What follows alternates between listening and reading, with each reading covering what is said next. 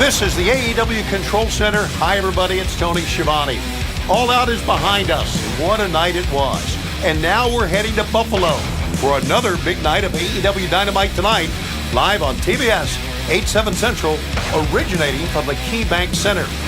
Now, the big news coming out of All Out, the return of MJF. A shocking development, as MJF was apparently the Joker who won the casino ladder match with help from Stokely Hathaway. Now, we were not sure at that time, but we were sure at the end of the world title match as his music hit, he walked out on stage.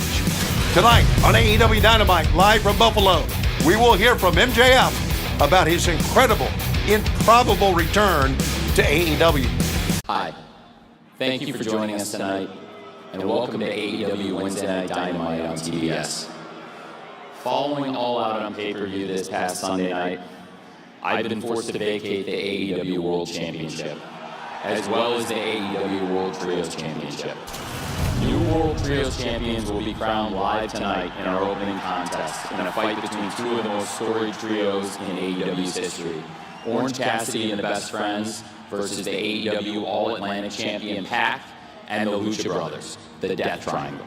The AEW World Championship is the single most prized title in all of combat sports, and it will be decided in the grandest way possible. The AEW Grand Slam Tournament of Champions, with 7-time World Champion Chris Jericho, former AEW World Champion and AEW World Tag Team Champion Hangman Page, 6-time World Champion Bryan Danielson, the all-time longest reigning TNT Champion Darby Allin, 3-time TNT Champion Sammy Guevara, and 3-time World Champion Jon Moxley, fighting in a huge series of matches starting tonight.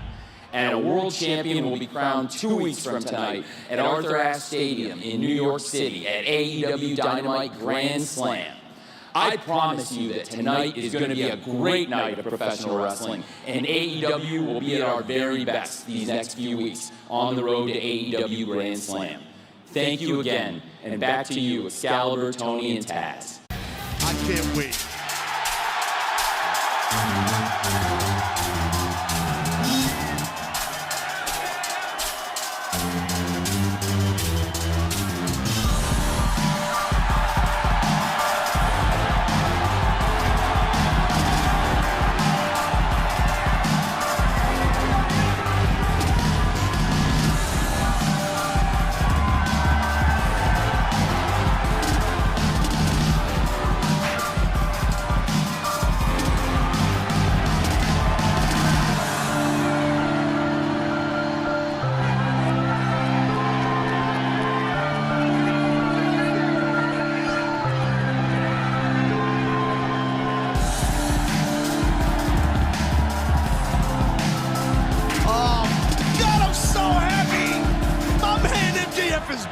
I didn't know he was a Bills fan, Taz. Oh, come on, you kidding me? He loves the Bills. Yeah, you guys watch a lot of games together? No, not really. Sort of reaction. Oh, he's the man. Buffalo, New York! The devil is back!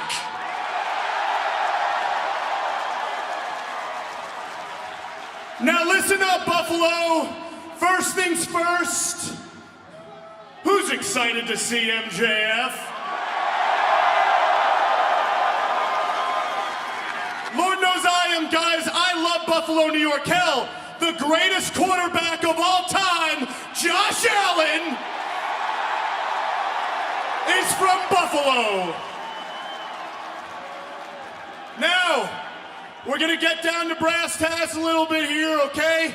Last time you guys saw me, I might have said some offensive stuff. I'm just being honest.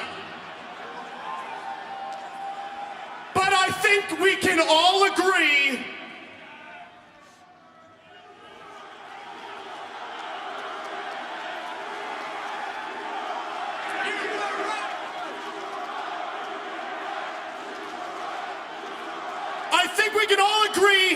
I didn't mean it. I was just kidding, right? I mean, honestly, everything I said, I love AEW, guys. I'll never leave this place. AEW! AEW! You're not buying this, are you, Ted? I love And it. guys, when I called you all stupid marks, I didn't mean it. I was just kidding, because without you, there's no MJF. So how about a round of applause for yourself, huh? What a sweetheart. What are we watching? It's about time I have to address the big, fat, smelly elephant in the room. And no, ma'am, I'm not talking about you. There we go. I'm just kidding, honey. We'll meet up after the show. You're gorgeous.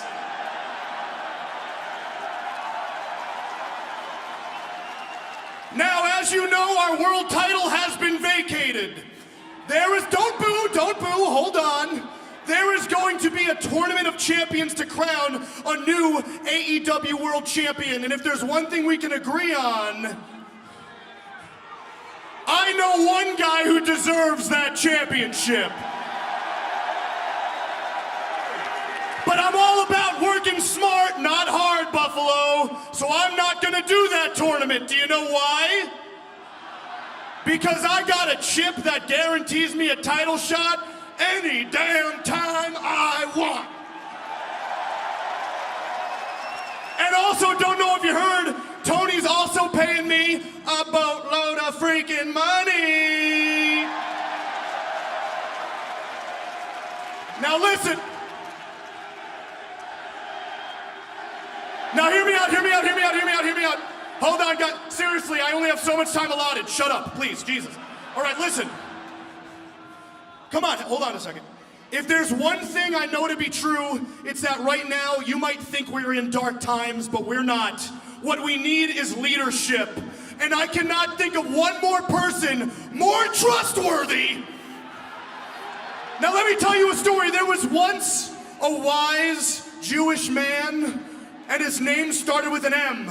And when his people were meek and weak and they needed help, he split the sea wide open and he walked them straight to the promised land.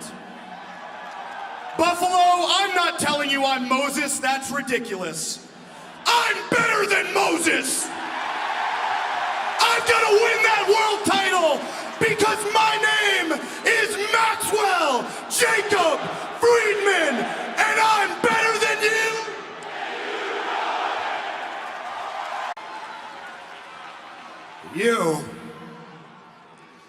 You are absolutely full of crap.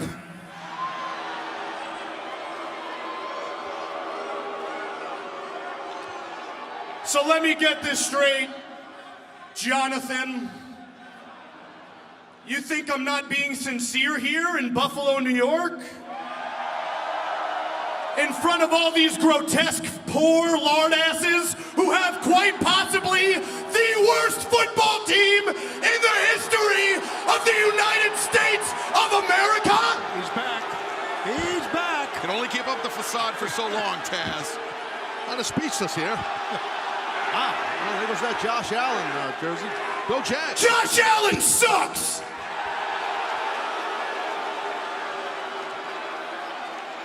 Now, John, I don't know if you're a little bit woozy considering you went to sleep on Sunday. But maybe you got a point. Maybe I don't care about AEW. Maybe I don't care about these people. Maybe, just maybe, I look at the world title as nothing more than a bargaining chip that I can use for the bidding war of 2024. Maybe I take that title to a real wrestling company with real fans and real wrestlers like my friend and hero, the American roller coaster, Cody Rhodes. And I'm holding the microphone, you bums! Keep your mouth shut! And maybe, just maybe, I get to work for a real boss, the only con in professional wrestling that's worth a damn, jolly old Saint Nick. Because to quote the greatest wrestler of all time, and my personal hero, The Game.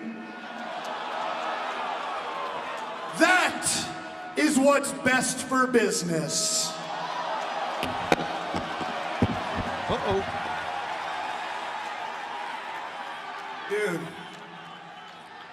this is not the time, and this is not the place, and I am in no mood. You need to leave this ring right now, or I will make you leave. Whoa, whoa, whoa, whoa. Wait a guys, second. We're going to go right now. MJF, Mox, let's do it. I hope Moxley knocks his ass right out. That might happen. That definitely might happen. Listen to the chant of Moxley.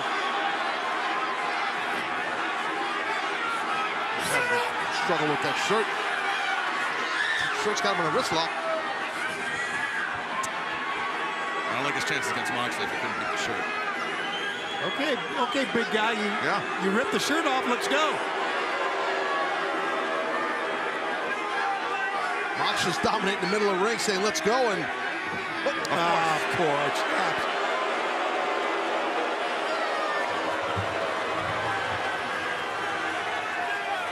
Hey, your theme music sucks, by the way.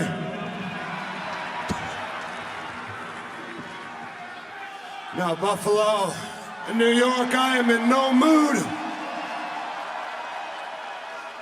I am pissed off. I am embarrassed.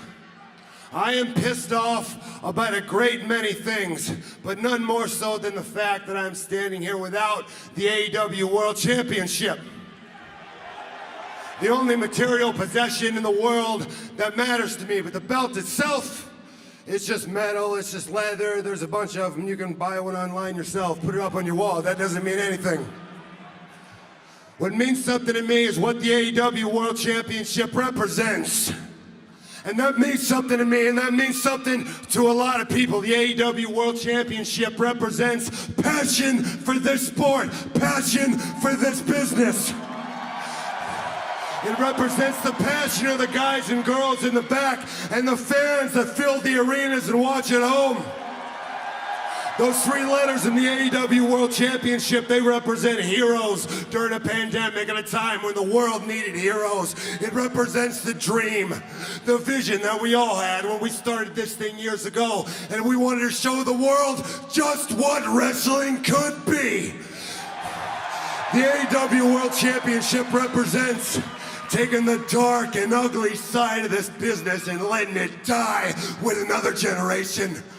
The World Championship represents the freedom to be as great as you are willing to dare to be. The AEW World Championship means being better than I was the day before, even if it's just a little bit better, even if nobody notices but me. That World Championship represents slaying demons. That World Championship represents everything I love about this business. This is great.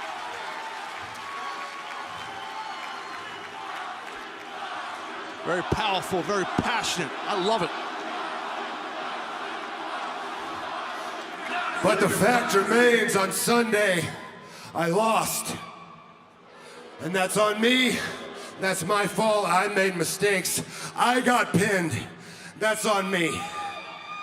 I missed the game-winning shot. And I was supposed to be on vacation right now, like, till about 2 days ago.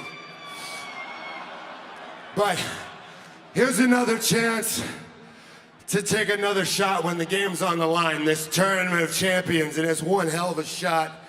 That's one hell of a big rock to push all the way to the top of the hill again.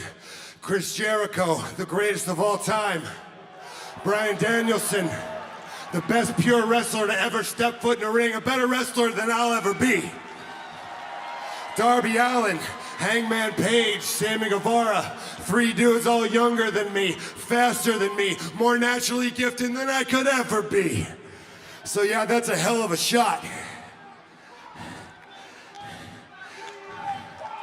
But winners always want the ball When the game is on the line, the ace always wants the ball. And I want the ball.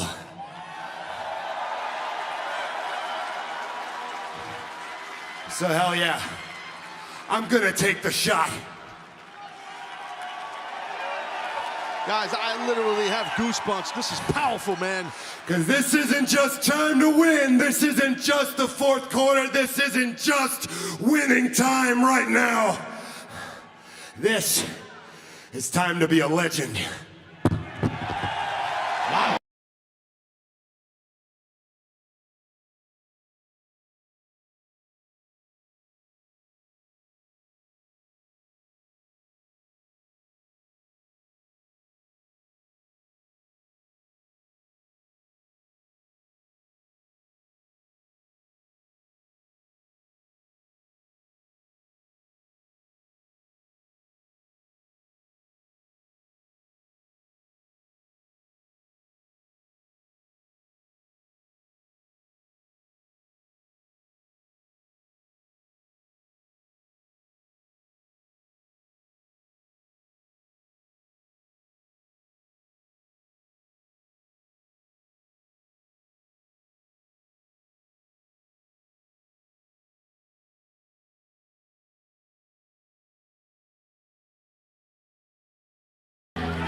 Sammy Guevara could be thinking six. No! Senton Atomico, nobody home. There's an opening here for Mox. Regal, you know that opening's there, and That's open. He's gonna take it. he's gonna ride. Here we go. Oh, Here we go. He turns the corner. Two. And Wow, Sammy just shot his legs straight up in the air to get out of that. Tough to kick out of that. that was almost a version of Wheeler Yuta's seatbelt. Exactly. Both those arms, your wings, the pin, man. It's tough to get off your back with that. Kudos to Guevara. Will I get cancelled if I call these two ladies harlots on TV? I don't know. Well, there's only one way to find out. Okay, there's only one way. I found out, haven't I? Sammy Guevara fighting up to his feet. Moxley saying, pour it on. Yeah, well, now this is where Sammy, I think, is getting a little ahead of himself, trying to go punch a punch. He's got slapped in the lip. Don't do that. Yet, look at those open hand shots rocking the head of Sammy Guevara. Sammy is damn near out on his feet. Oh, knee strike. The jumping knee strike catching Moxley underneath the jaw. The thrust kick on the point of the jaw. Sammy. This is it if he can. GTA, no. Moxley. Get Rider. 1, 2, 3. Here is your winner advancing in the tournament, Jon Moxley. What a way to open up our program, guys. That's a hell of a match. A hell of a match, a hell of a win for Jon Moxley, who is one step closer to reclaiming the AEW World Championship next Wednesday night at Arthur Ashe Stadium at Grand Slam. Massive victory. Sammy Guevara had a hell of an outing out here, not able to advance. Mox might be one step closer. Regal, you gotta love it to being a world champ. He's one step closer. Here we go. That's it. Once it happens, it's over, but Incredible. Great counter. Moxley anticipated the GTH counter, landed the Death Rider, and punched his ticket to the finals at Grand Slam. Lord Regal, you got one more man in the semis coming up later on. And don't think that I'm not thinking about what happens if that man wins as well. That puts us in somewhat of a... 7 days, Jon Moxley. 7 long days. I haven't slept a wink since me and you came toe-to-toe last week. And do you know why? It's 'cause shut your damn mouth! It's because I saw the look in your eyes, man.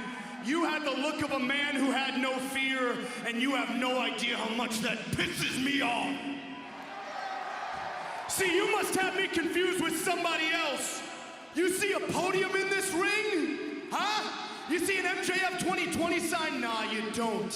Because I'm not the same kid I was the first time you and I crossed paths, John. Not by a long shot. Nah. Because I ain't playing a character, John. You are. Walking around all tough, big, bad Jon Moxley. You're a joke. You're about as much as a joke as these schmucks. But I read your book, John. It was a real good read. I especially love the part where you talked about your childhood, because it turns out you were raised much the same as all these people here in Albany, New York. Uneducated, poor, white trash scumbag from the sticks. And you got bullied, didn't you, John? Cameraman, get in the corner. And you got bullied, didn't you, John? You got beat down, you got your bicycle stolen, didn't you? And when stuff like that happens, it forces men to put on a front. And it works, John. You built a great character. That's why these morons chant your name every week.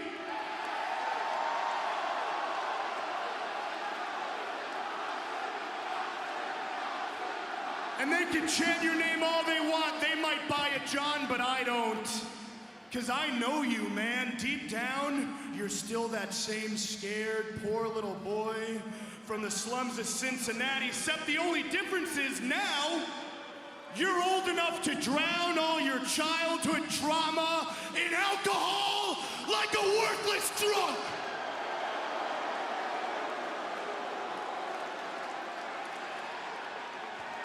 But I'll give you credit, man. You beat the habit.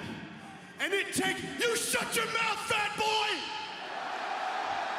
I'll give you credit, man. You kicked the habit. You got sober. And that takes a lot of intestinal fortitude, guts, bravery.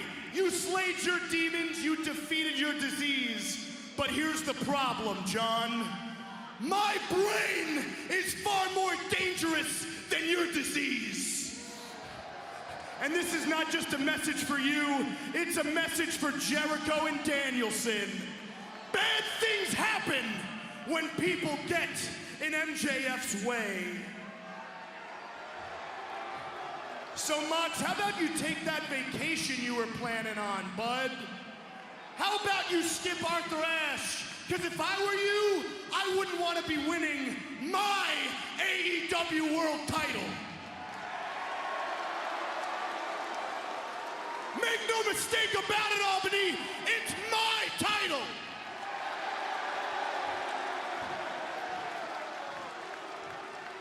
You know what, John? When you came back from your little stint at rehab, you told a story about a demon. And that demon, it hanged over your head like a black cloud, and it was in your ear, and the demon told you that everything you've earned since you left those slums of Cincinnati, you don't deserve it. That demon told you he was gonna take everything away from you. Your family, your fame, your success, your fortune. Know this, John Moxley. If you do not tread lightly, you will find out that I am that demon! And I'm a demon you can't slay.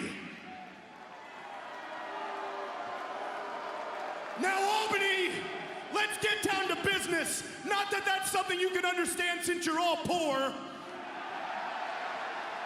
A young group of gentlemen helped me procure my chip in the casino ladder match. All these men all come from different walks of life, and yet they all share the same goals.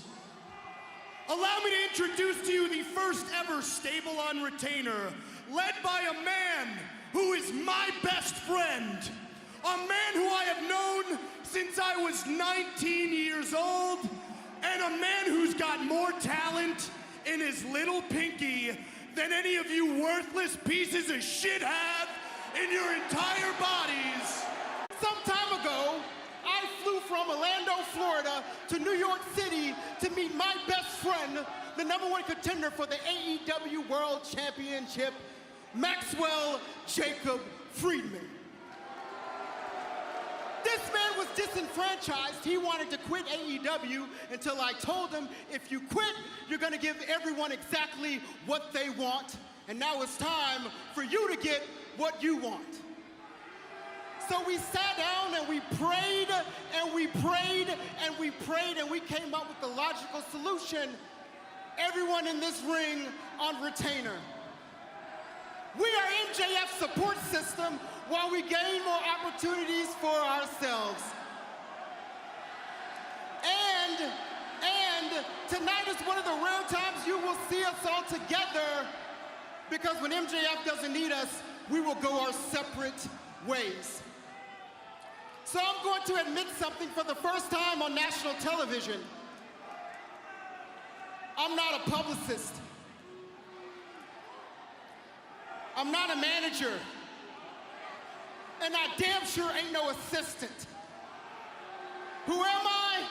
I'm a friend, just a friend who has a network and connections to make any and everything happen, and some of you all wish you had a friend just like me.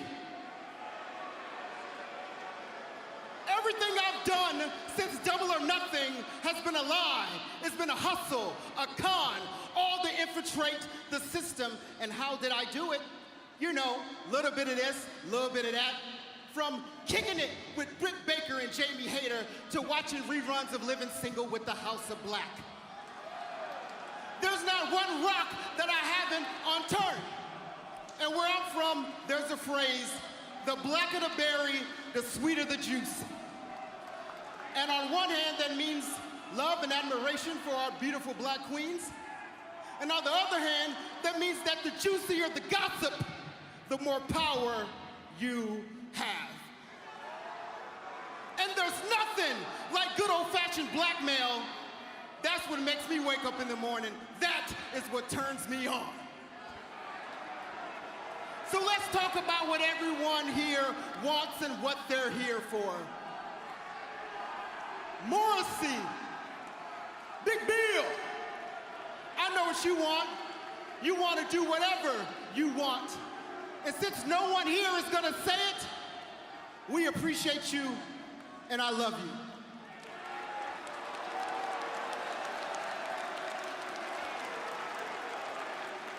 I love you, man. I don't know if you heard me. I said, I love you, man. Lee Moriarty, my brother, all praises due to Allah. I told you if you trust in him, he will provide, right? I told you that. I think it's time for this young man to become a star. And also bring some honor back to the Ring of Honor Pure Championship. And the Guns, I think,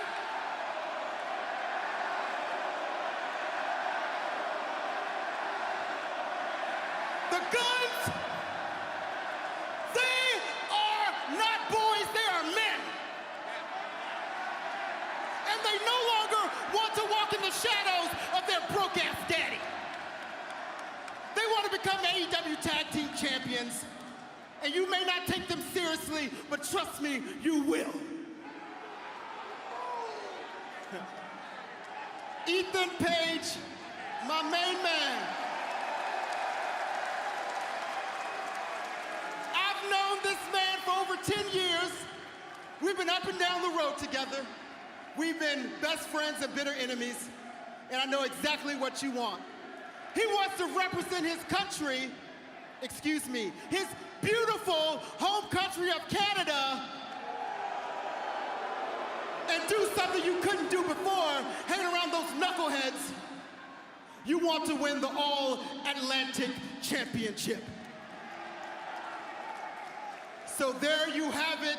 Ladies and gentlemen, we are the Firm, and when we are around, you only have two options. Either run with us or run from us. Well, beware the Firm. Yeah, Maxwell Jacob Friedman putting his money to good use once again, Tony. How about this? How about him thinking, wanting the Guns to be the next World Tag Team Champs? I mean, they have everything laid out, guys. They know exactly what they want. There's a direction, there's motivation, there's goals. Yeah, Lee Moriarty focused on the Ring of Honor Pure Championship. Ethan Page focused on the All-Atlantic Championship. This is a very interesting development here in AEW. It's one of the biggest nights of the year in AEW. As tonight we bring you AEW Grand Slam and crown a new AEW World Champion. Hi everyone, it's Tony Schiavone in the Control Center. Each week, AEW Dynamite takes the air on TBS for 2 solid hours at 8/7 Central. But needless to say, This is our biggest Dynamite of 2022, as tonight we come to you live from the Arthur Ashe Stadium in Queens, New York for AEW Grand Slam. Tonight, live on TBS, beginning at 8/7 Central, we will crown a new AEW World Champion.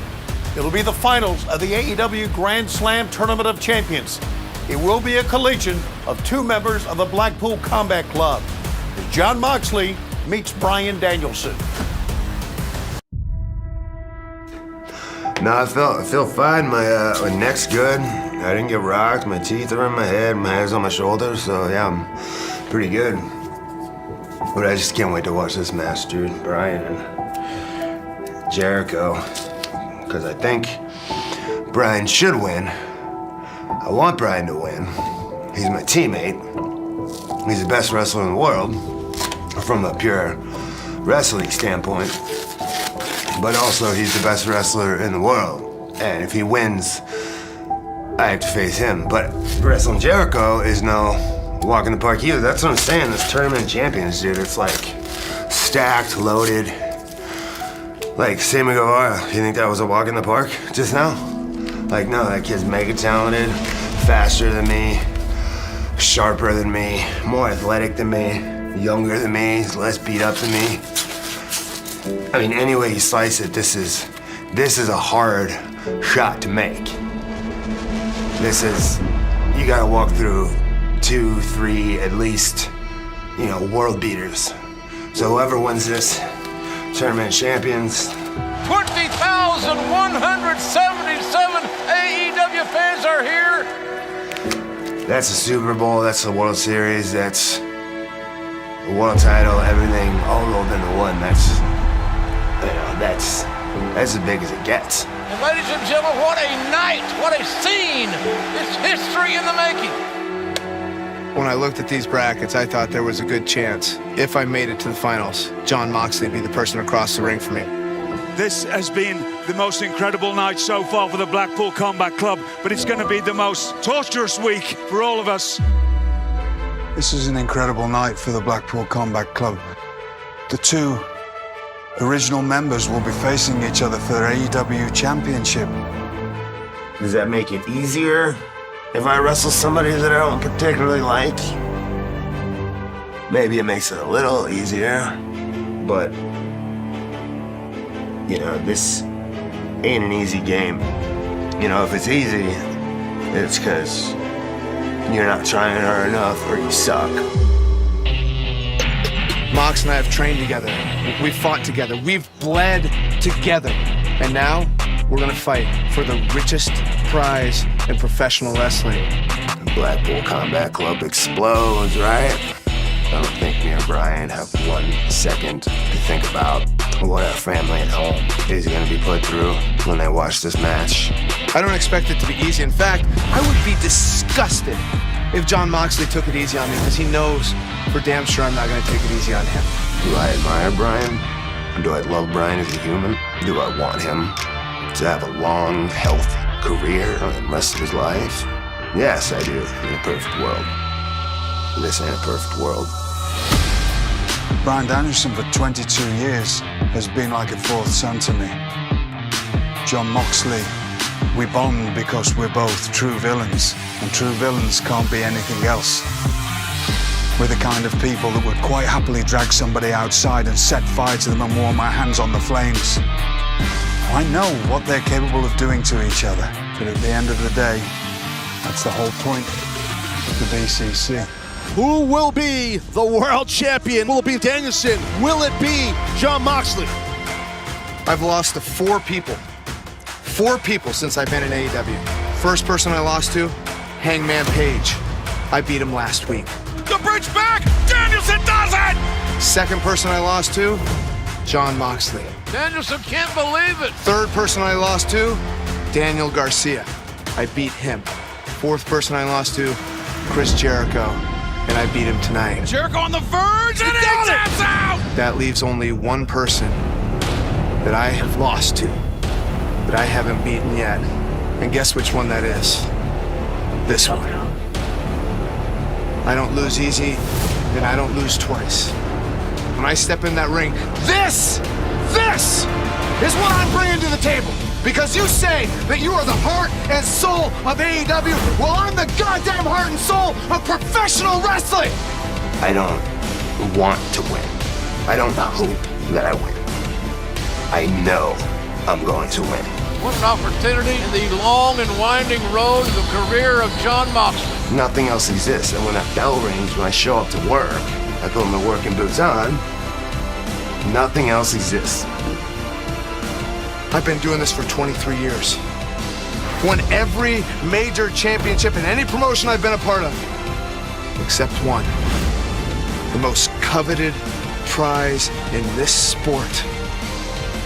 And Mox, on Wednesday, I'm gonna beat you, and I'm going to win the AEW World Championship.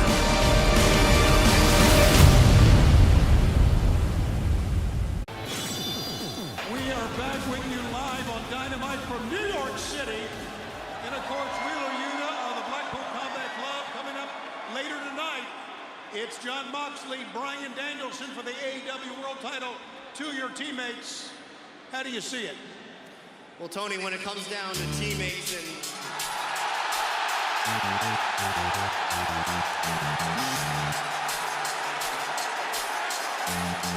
Thought I smelled a skunk. Hey, that's not...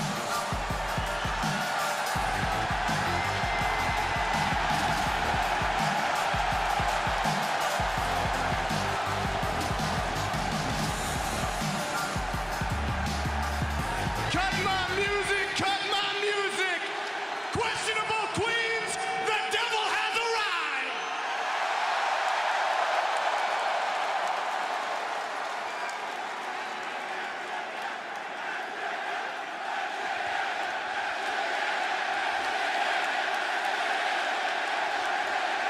And since you all literally worship the ground that I walk, that makes you all my loyal devil worshipers.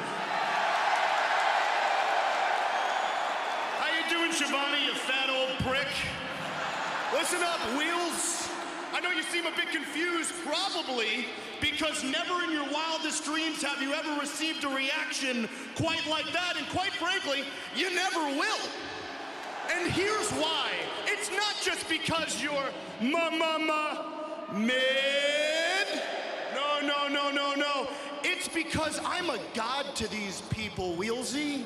They adore me. They worship me. They would drink my spit if they could. Do you understand me? There isn't a single man in this arena who wouldn't let me sleep with their wife. And the only reason I won't is because I have standards. Because I am a generational talent. Ladies and gentlemen, MJF, everyone! Max, calm down. What you say has some truth to it.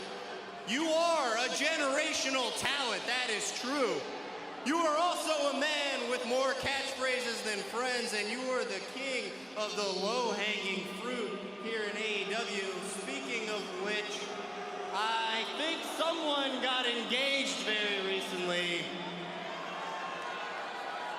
No, don't worry. I'm not as low as you. I'm not gonna go there. I'll just say congratulations, because I met her, and she's a wonderful young lady.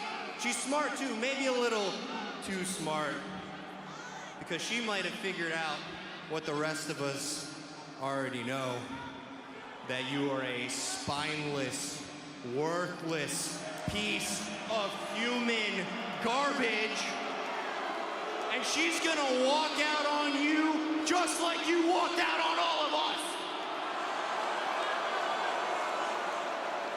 Everybody, give it up for Wheeler. He has evolved. He has went from drawing paint to pet rock personality. Incredible. Wheelsy, the reason I came out here was to wish your buddies in the main event good luck. You know, the Blackpool Cuckold Club? I want to wish them best of luck, because what's happening tonight is they're not fighting for the world title, no. They're fighting to lose the world title to Maxwell Jacob Friedman. But But don't you worry your pretty little head, buddy. You can still go to your mentors for advice. You can go up to Danielson and say, hey, B-Rye, can you teach me how to become injury-prone and turn my brain into scrambled eggs? Hey, Moxley. Actually, you can't get advice from that guy. He's not all there, so never mind. Hey, but you can always go up to your good pal, Willie Regal, and say, hey, Willie, can you teach me how to pop pills?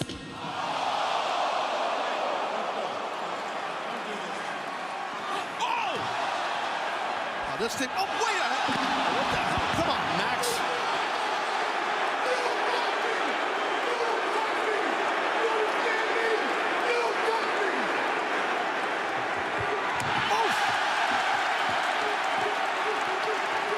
Shivani's okay. That was uncalled for by MJF. Oh, that's W. Morrissey, yeah.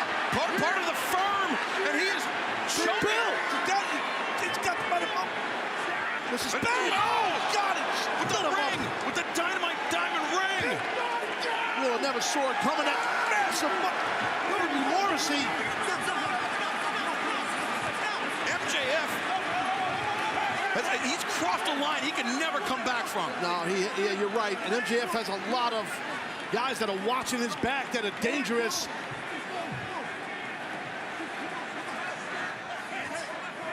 This is disgusting. We have to check on Tony Schiavone, but earlier today, he spoke to Jade Cargill. All the stomps. That's what AEW's all about.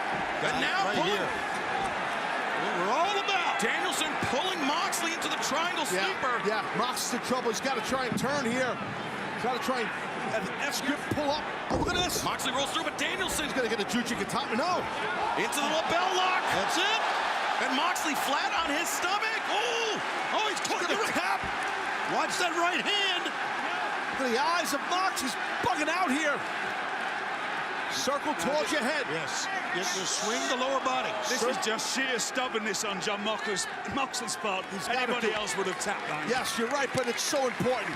You have an opportunity, which are rare opportunities, to become the AEW World Heavyweight Champion. You got to leave it all out here. Both these athletes are doing that. Let's see who gets the first blow in after that break. Danielson up to the top. Moxley. You can see Moxley.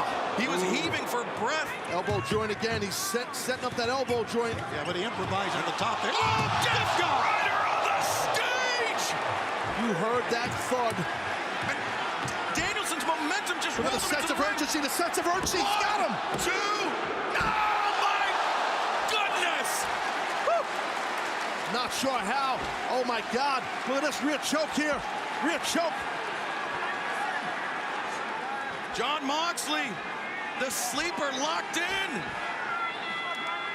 Bryan Danielson fading. You see his head say no. But you see Danielson's trying to get separation between the arm. Yeah, a little hand fighting. But that's even better. Break the grip. Attack the grip. That's the right thing to do. Danielson reverses. No, Moxley. Didn't work. Rolls through. He's got the legs in. He's got him flattened out. He's got Danielson flattened out. Too much weight on the back. Oh, man, I think Danielson's done here, guys. Yeah, look inside here. Danielson is fading. Paul's looking around. All that weight. Paul's looking around. That's it. That's it. That is it. The winner of the Grand Slam Tournament of Champions and All Elite Wrestling World Champion, John Moxley.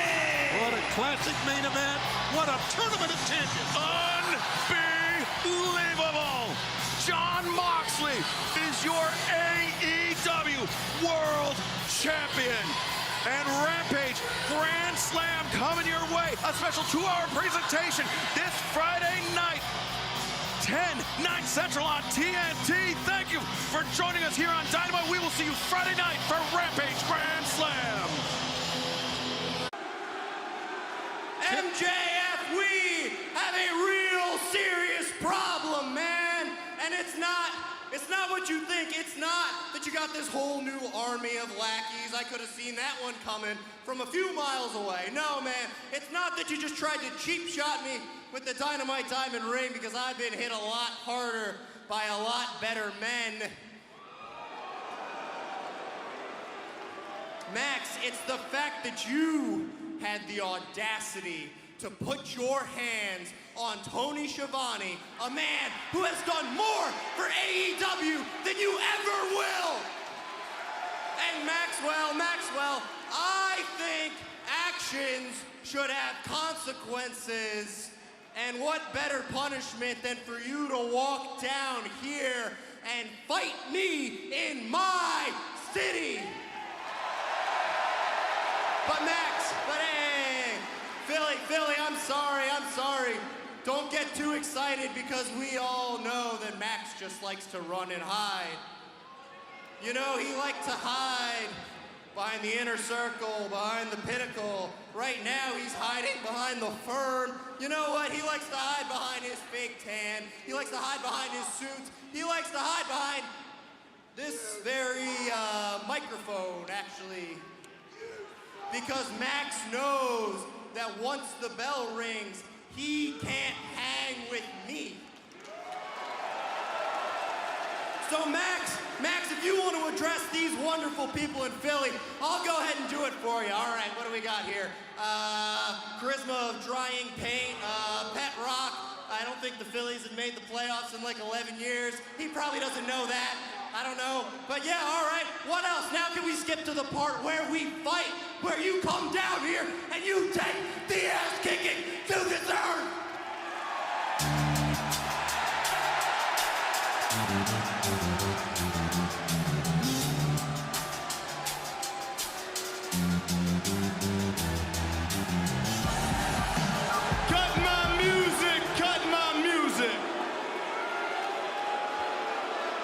New York Met jersey, Tom Seaver. Everybody give it up for Wheeler Yuta, the hometown boy, huh? Yeah, from Philadelphia, you know Philly, the place you live if you can't afford to live in New York. Hey, speaking of embarrassing, hi, Tony Schiavone. How's that body of yours holding up after last week, you fat old prick? You're not gonna do a damn thing because you're a low-down coward, just like everybody in this podunk arena. Except you, Wheeler, I'll give you credit, you're no coward. We practically grew up in this sport together. I have been wrestling you up and down North America when we were on the independent circuit just trying to make a name for ourselves, and I'm not afraid to admit you're one of the best wrestlers in the world. However, you made a big mistake when you decided to go toe-to-toe on the microphone with Daddy last week. And Daddy had to put you on timeout, didn't he? Oh yeah, Daddy had to spank you some. You know, I found it rich. Philly, I'm holding the microphone. I find it interesting you claim I don't care about this company, and yet here you are taking up allotted TV time from the biggest draw in AEW. And to make matters worse, you're doing it by talking into a microphone. You, Wheeler Yuta, the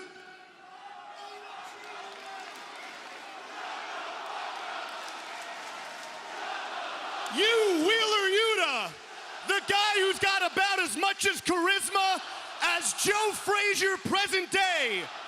By the way, Joe Frazier's dead. Speaking of dead, let's talk about the fact that the Phillies are dead in the water and are never gonna win a World Series ever again. Oh, whoops. Sorry, Wheeler, there's more of that local sports team talk. It's almost like I don't give a shit. It's almost like at 26 years of age, I don't have to care because I make more money than everyone in this bum town. I make more money than you watching at home. I'm a multi-millionaire at 26 because... Maxwell, let's get one thing very, very clear. I don't care about your money. I don't care about your Mets jersey. I don't care about your scarf. If you don't want to fight me in this ring, I will leave you in a pool of blood on Broad Street.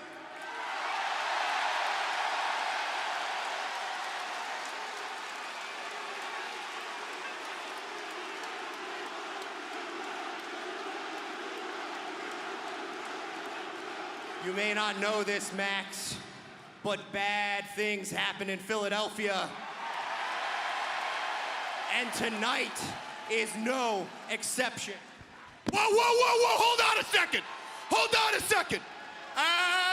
Not so fast, Wheelsy. Not so fast.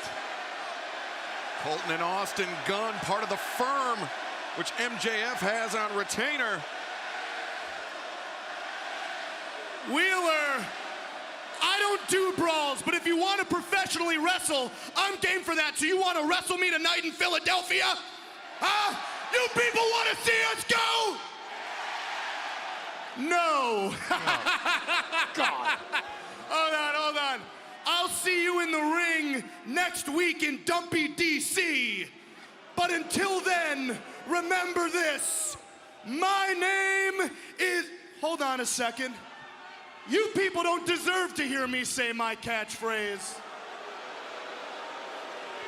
I'm gonna go up in that skybox. I'm gonna watch Jon Moxley be an absolutely horrible wrestler, and I just might cash my check-in on the Blackpool Cuckold Club.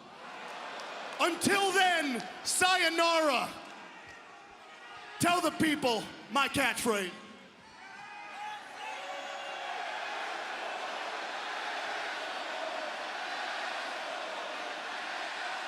MJF is better than you, and you know it. Well, Wheeler Yuta having to wait 7 more days till the anniversary edition of Dynamite to get his hands on MJF. Juice Robinson now, Moxley up on the shoulders, and now Juice. Oh, airplane spin time. And Moxley lands on his feet. Oh. The knee, the wriggle knee. Moxley, the lateral press. Got it. No. Oh, and did you see how Moxley interlaced the hands and now the stomps? Yeah, you can't defend yourself when a man does that. Oh, Juicy Katami here. Cross arm break. Immediately taps out. There is your winner, the AEW World Champion, Jon Moxley. Gentlemen, a wonderful evening. Thank you and good night. See you later, Riggs.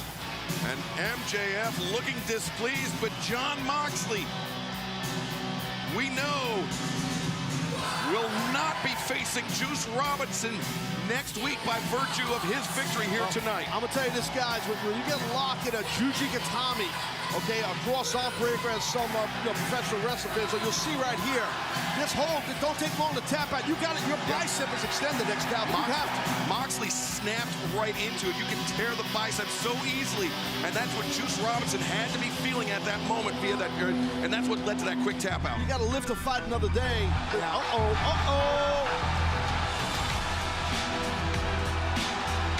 Guess who's here? And he is power walking right to the ring.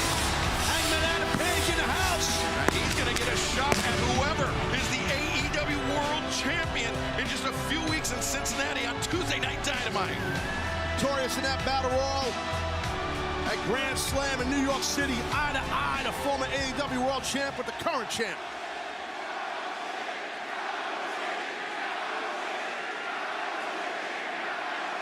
Well, I'm digging this, guys. This is big time sports. You could feel it, baby.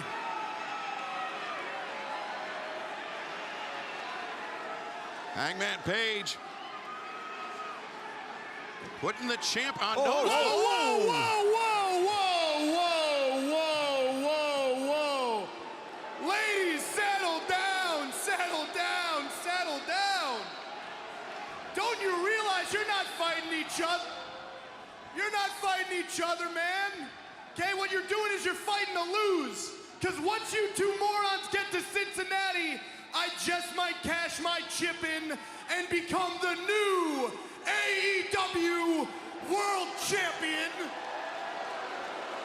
Because I am a generational Piece of talent. Oh no, look behind you. Max, turn around, it's Wheeler. Oh no. It's not catering. Wheeler Yuta, a big right hand, and he sends MJF for a ride. And Wheeler Yuta not waiting until next week. Just a straight up attack in a luxury box. Oh, is he gonna? Oh, no, no, no. People in Philadelphia, they hate MJF. This is Yuta's hometown. And look at Wheeler Yuta trying to fight off the security detail. My God, they're beating the hell out of MJF. Meanwhile, inside the ring, Hangman Page and Jon Moxley are just locked eyes. This is mayhem here. Craziness. The security, I love the it. staff trying to regain control. This has been a wild scene. That was wickedly wild. Nobody knew Yuta was up in that luxury box, especially MJF. And a little bit of a receipt from last week for MJF, Tony. The fans here appreciating the effort by both men, as now Wheeler Yuta, the hammer and anvil elbows. We're getting deep, deep waters here in this match. And MJF, man, he might be out right here. Yeah, look how the head of MJF is just rocking back and forth. Now Wheeler Yuta turns the corner looking for the seatbelt. Yep. No, MJF thinking salt of the earth. Got that Fujiwara arm, that salt of the earth. He's got it. It's in deep. Wheeler Yuta. Max, don't go back too far here. You keep the tension on that elbow. There we go, Wheeler. If you pull that elbow through towards MJF's hips. Swivel his hips, meaning Yuta towards that bottom rope, which is helping alleviate that pain in that elbow joint. Yuta trying to get the tip of his boot on the bottom rope to force the break. And oh no, MJF cranking out He's there. tapping, that's it. The winner of this match, MJF. What a battle. Taz, that was a very different modification of the salt of the earth. MJF, when he flipped over, he puts even more torturous pressure on the tendons of the shoulder of Yuta. Everything, the AC joint, rotator cuff, bicep tendon, it's all getting tweaked and stretched on that quick roll. How MJF pulled that arm up of Yuta. Man, that was a battle. It could have went either way, but congratulations right there to MJF. What a return. Yeah, what a way to kick off this third anniversary. Oh, wait.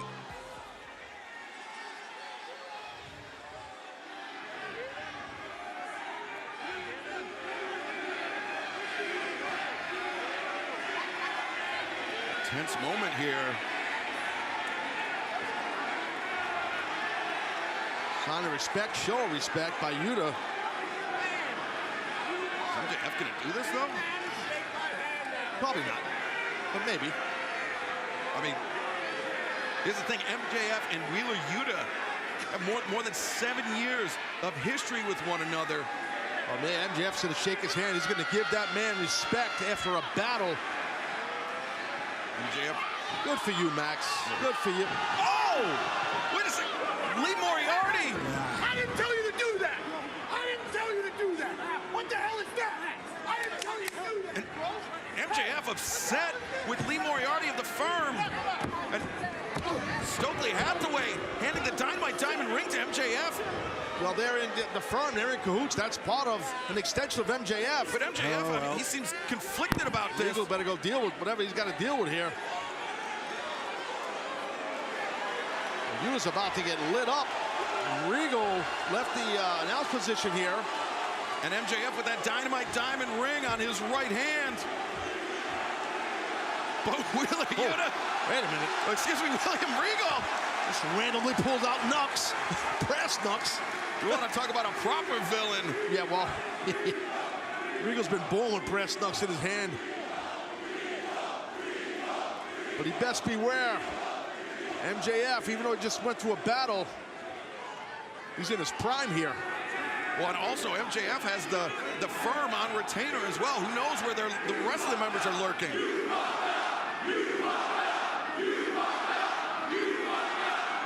Yeah, well, maybe Regal did mess up. And MJF wants no part of William Regal with the brass knucks. Well, the man just had a long match after south of 130 days. Come on, Excalibur. Sure thing. Look at this. Man, he's trying to get to a vertical base here. What, this put Roosh on his shoulders? Hangman with Roosh up. Power. Wow. And Hangman jackknife one. 2, and Roosh kicking out at the last possible moment. I'm telling you guys, that is so hard to do in the ring from a physical perspective this deep in a match. I don't think we give guys enough credit for being able to kick out after taking blows and chops and all the moves. Chad, you know, it takes a lot. Yeah, right? I appreciate what you're saying on that, Shivani, because a lot of fans don't realize that a kick out exerts a lot of energy. Look at Jose here. Jose once again grabbing the boot of Hangman, but Jose sent to the barricade. Hangman looking for Butch. Oh no, Roosh. The headbutt, the jumping knee. And now Roosh. Hangman's in trouble here, guys. Sure Big is. trouble. Oh no! Holy smokes, it's done. Straight jacket pile driver 2. And Hangman able to kick out. Big time. You see the nose is busted or bleeding right there of Roosh. Okay. It doesn't bother him, though. Apparently not. But now Hangman, after getting planted with that pile driver, he's down in the corner. Roosh spots it. Could be the Bull's horns. Yeah, I think you're right, Excalibur. This man is going to bring it right now. Here he comes. You're right. Excalibur. In the... Oh, no! Hangman! Wow! Oh, he's going to buckshot, guys. He's going buckshot, buckshot, buckshot. Buckshot! Lariat! Hangman! Turn him inside out! He covers! And gets the win! The winner of this match, Hangman Adam Page. Once that first clothesline was hit by Hangman Page, man, you felt the sense of urgency to get ready on that apron for the buckshot. Awesome. Hangman leveled Roosh with that first one, but he left no question about it with the buckshot lariat, Taz. No doubt, man. What a physical contest. And now you see Private Party out here. Yep. Private Party, who was... They were getting... They said they had their jobs to do. You heard Jose give an ultimatum and Roosh. They were giving an ultimatum here. Oh, wait, Mox! The AEW World Champion, Jon Moxley! Buddy!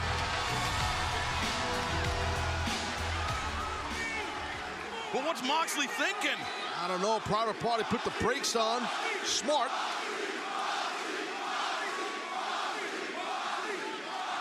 Hangman Page stuck between a rock and a hard place.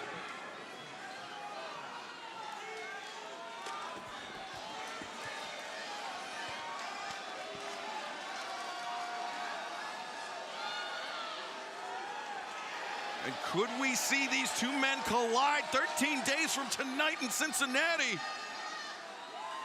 I've been waiting for this for 3 years.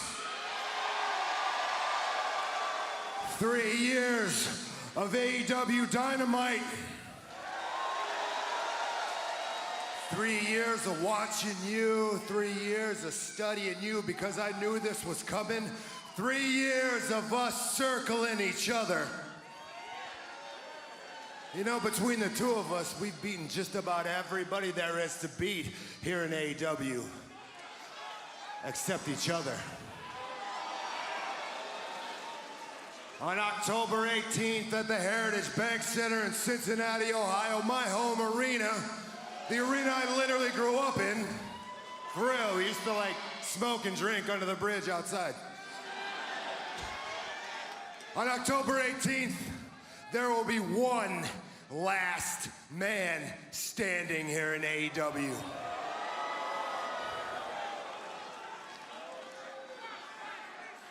In 13 days, cowboy, I'm gonna leave my house, I'm gonna walk down Vine Street, I'm gonna show up at Heritage Bank Center, and I'm gonna break your face. And I'm gonna choke you until you turn blue. Because you're in the way of me being the one true top guy here in AEW and the world champion and the best in the world.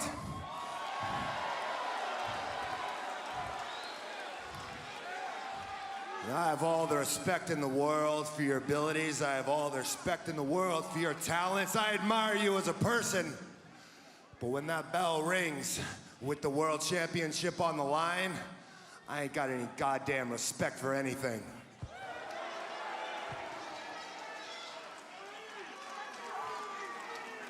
Oh, hey,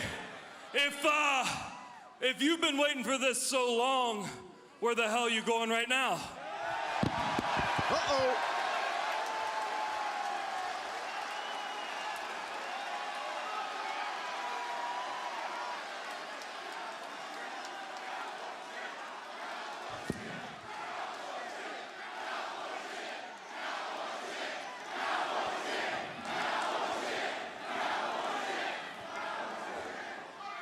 You're a sweet kid. Like a lot of kids around here, you say mouth gets you in trouble. I'm gonna let you off the hook just once. But this is your final warning. You got 13 days. You watch your damn mouth. Moxley put it down right there. I mean, Hangman wanted to go right now, but I would take that advice. MJF looks on, Excalibur. Hey, man, Hangman Adam Page, he's been to the top of the mountain before. He knows what it takes to be AEW World Champion. Will he be the next? MJF, we appeared to see a different side of you on last week's Dynamite. After your win against Wheeler Yuta, he tries to shake hands with you, and it looks like you were seriously considering taking him up on the offer. That is, until the firm Stokely Hathaway and Lee Moriarty show up and attack him. You also have this curious interaction with William Regal through all this. What the heck's going on here? Max, we did it last week. We caught Yuta lacking, and we put that boy to sleep. Hey, I get it, dude. This is great, yeah. The old Dynamite troll. I'm in the middle of an interview and you interrupt me? That's hysterical, yeah. I bet everybody on this roster finds that so funny. But you know who doesn't find it funny? Daddy. Yeah. See, now Daddy's gonna have to put you on timeout. Okay, bud? See? And by the way, this is strike number 2 for you. See, strike number 1 was last week when you got involved in my business when I did not inquire you to. Now, if you do that again, Stokely, I'm gonna fire you. So now here's what's gonna happen. For job security purposes, what you should do is take your Carlton Banks wardrobe wearing ass out of my shot. Bye-bye. Bye-bye. Thank you. You wanna ask me about William Regal? The villain, right? Willie, my British little buddy, in my world, you're about as villainous as Mary Poppins. See, me and you, we got a dark past. One I'm sure you don't recall while you're all the way up there on your high horse, but it is one I can assure you, you do not want to be reminded of, and trust me, I am not afraid to tell you the story. Wheeler Yuta. You asked me about Wheeler Yuta. Was I going to shake Wheeler Yuta's hand, Marvez? Quite frankly, I don't even know. See, I had to do a lot of self-reflection this past week, and I am coming to terms with the fact that at a very young age, I had to learn the hard way that nice guys finish last. And I'm not an idiot, man. I know everybody in this locker room hates my guts and probably wants me dead, and I'm sure that makes up a large amount of our audience as well. Well, guess what? You don't have a goddamn clue what it's like to be MJF. Waking up every morning, splashing water in my face, looking in the mirror and knowing I have no choice but to be the bad guy. I have broken my hand many a times punching my own reflection. So you don't like me? Tough shit! Just guess what? When I walk through that curtain, I don't like me either. But that is what it takes to become champion of the world, and by hook or by crook, I will become champion. Because I'm the man with the plan, the man with the chip, and the man who is a generational talent.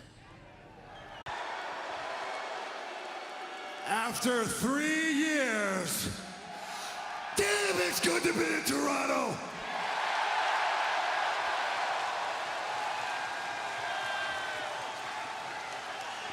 And for much of that 3 years, I have been the AEW World Champion, and they have come from far and wide, all shapes, sizes, and styles, to try to knock me off the top of the mountain.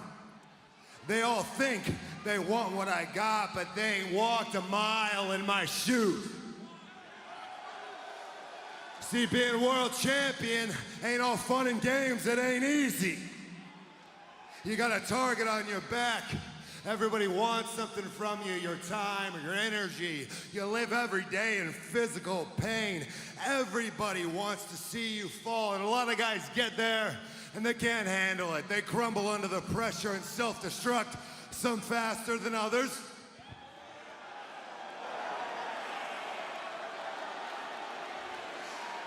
The world champion does not have the luxury of being anxious, does not have the luxury of fear or doubt or hesitation or second guesses, Being the world champion is a dirty, dirty job, and you gotta be ruthless and indiscriminate.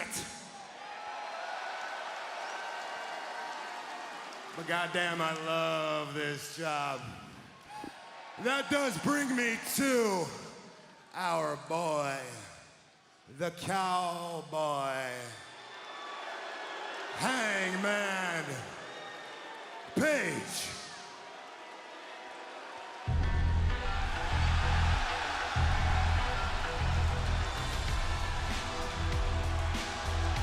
Next Tuesday night, Dynamite, Hangman Moxley for the AEW World Championship. Yeah. Live next Tuesday in Cincinnati. Right there, you see it. On the bottom of your screen is going to be wild with these two colliding for the AEW World title. But this thing could end up in a fight right about now, Excalibur. I mean, you can see Hangman is not in his gear, ready to compete, nor is Mox, the world champ. We will be making our debut at the Heritage Bank Center next Tuesday night. You still have a chance to join us, AEWTIX.com.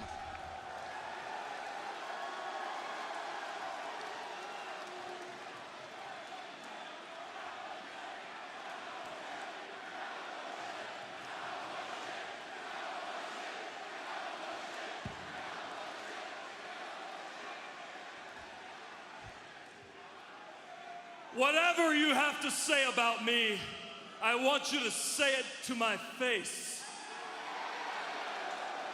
No. Actually, you said it all last week. You said you respected who I was in the ring. You said you respected me as a person. And I would be lying if I didn't tell you that coming from you, that meant the world to me.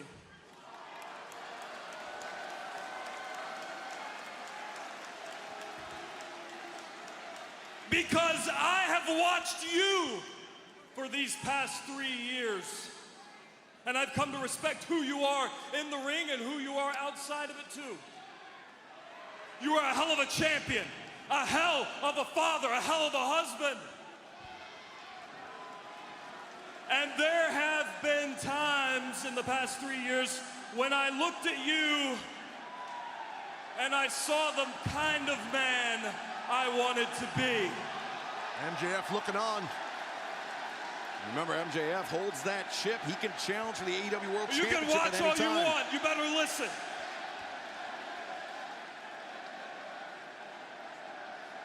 But last week, you shattered the illusions I had about you when you called me a nice kid. Is that how you feel about me, huh? You think I'm a kid? After all the niceties and compliments, you want to call me a kid? Is that how you feel about me? Answer me. I'm asking you a question. Am I a kid to you? That's exactly what I think about you. I don't think you are the same guy that knocked me off the top of a 20-foot ladder 1 year ago. Next week in Cincinnati, if you get the shot to take me out, I don't think you got it in your guts to pull the trigger.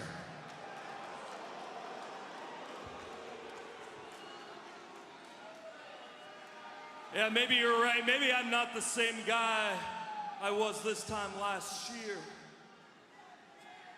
I hesitated in May, and it cost me this championship. I went for the Trios Championship with my best friends, and we failed.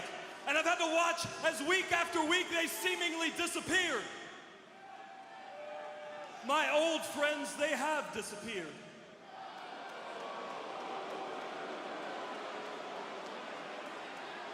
And for all that I did, I'm left with nothing. I'm left with nothing.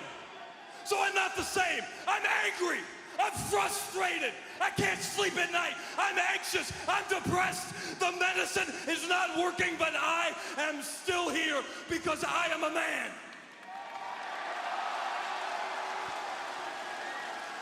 I am 31 years old. I'm a former World Tag Team Champion, a former World Champion. I've watched my family members be lowered into the ground, and I've brought new life into this world just like you have. I'm a husband, I'm a father. I've been choked till my face turns blue, and I've been beaten in that same face over and over, and I keep coming back because I am a man. Damn it!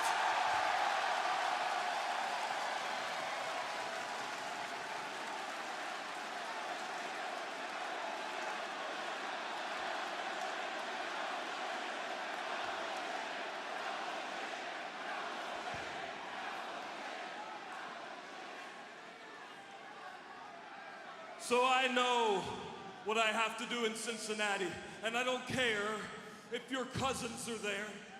I don't care if your sister's there. I don't care if your mother's in the crowd. I will beat you within an inch of your life to take this back, the thing that I should have never let slip away.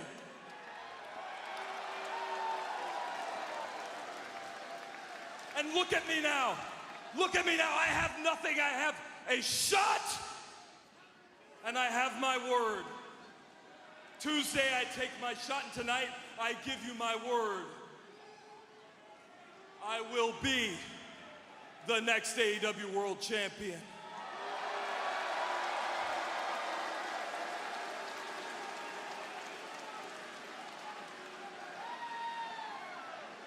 That is my word.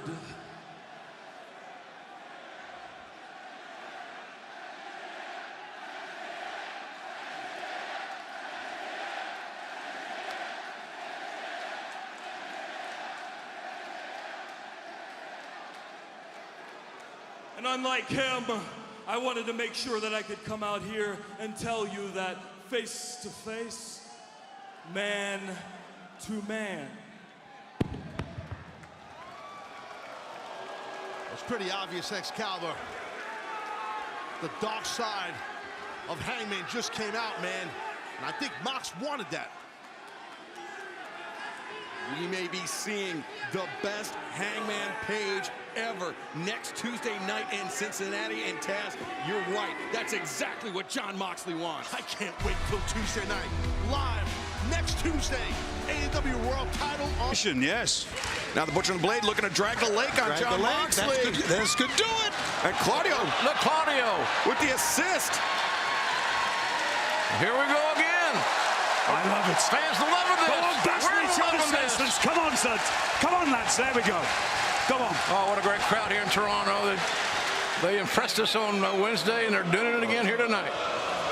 Butcher and the Blade, they fire first. Moxley and Castagnoli come back with a pair of lariats. You rely on what brought you to the dance. That's power for these two dudes. Smash mouth in your face. Nothing fancy. Moxley and Claudio just hammering the Butcher and the Blade.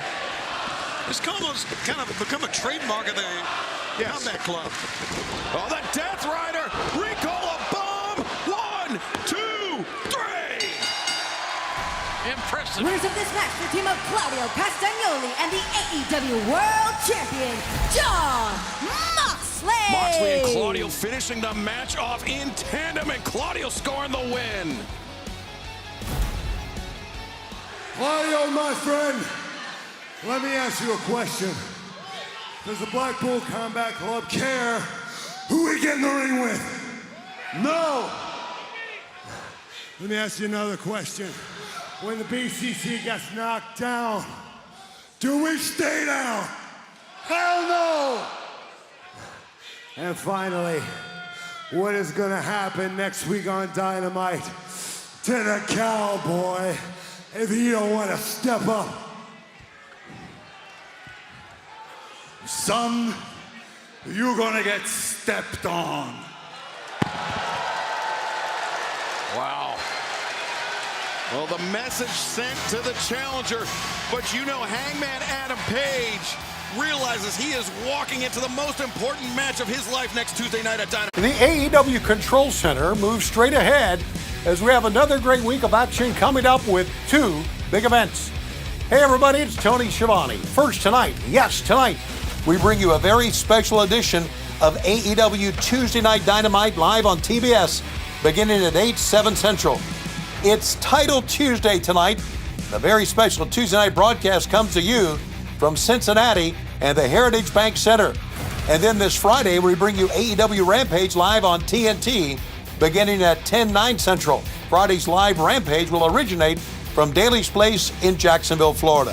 First of all, tonight's live Tuesday broadcast will feature 4 world title matches. And we start at the top as AEW World Champion Jon Moxley, Cincinnati's own, will defend against former champion Hangman Adam Page.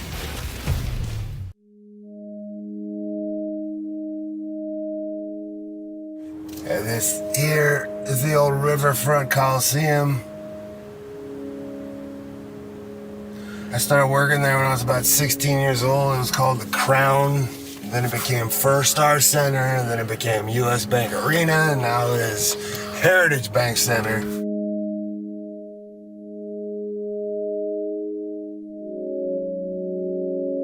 And I basically grew up hanging out down here under these bridges, under the overpass, hanging out and getting into trouble, doing whatever that kids do.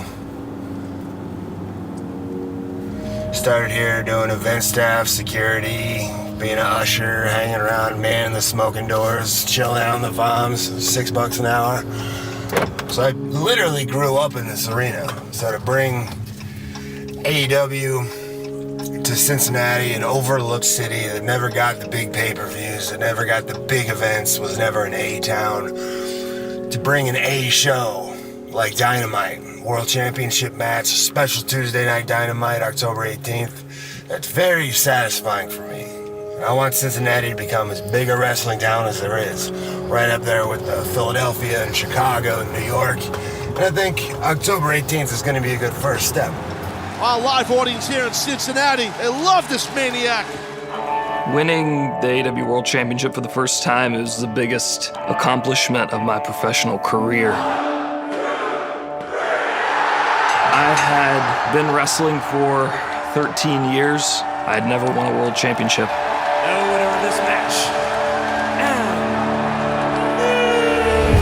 It validated something in me that, I was worth it. I was deserving of this, because a lot of times it felt like, I could have been the tag along in the elite. In a lot of ways, I would say that not only do I respect Jon Moxley, I would say that maybe I look up to him. How weird does it feel to be driving around your city as the champion? There is a sense of accomplishment coming back to Cincinnati. I left here with nothing. None of this was here back then. This was all just parking lots, pavement. And I came back with everything I could ever want. The woman of my dreams, a beautiful daughter with all the proverbial spoils. So to come back as kind of a conqueror there is a sense of satisfaction in that. How does it feel when you have all this and now you're going to be in your hometown and someone's trying to take it away?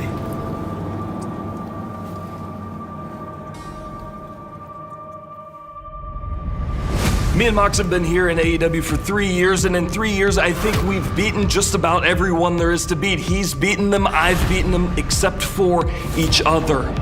They have come from far and wide, all shapes, sizes, and styles, to try to knock me off the top of the mountain.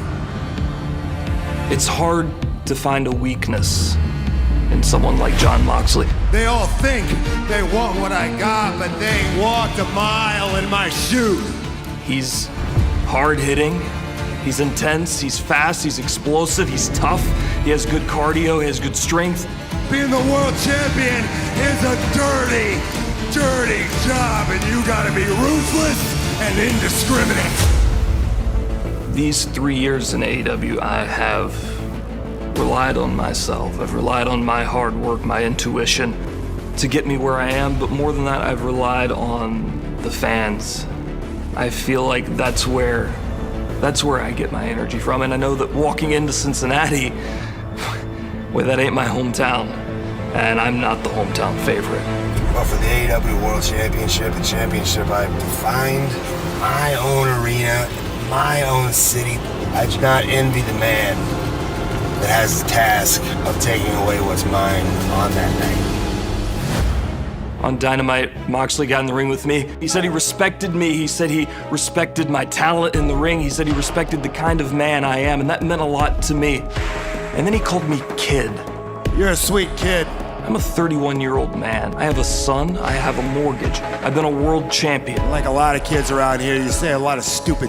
I've been through some that you've seen before, and I've been through some that you don't even know about. I hesitated in May, and it cost me this championship.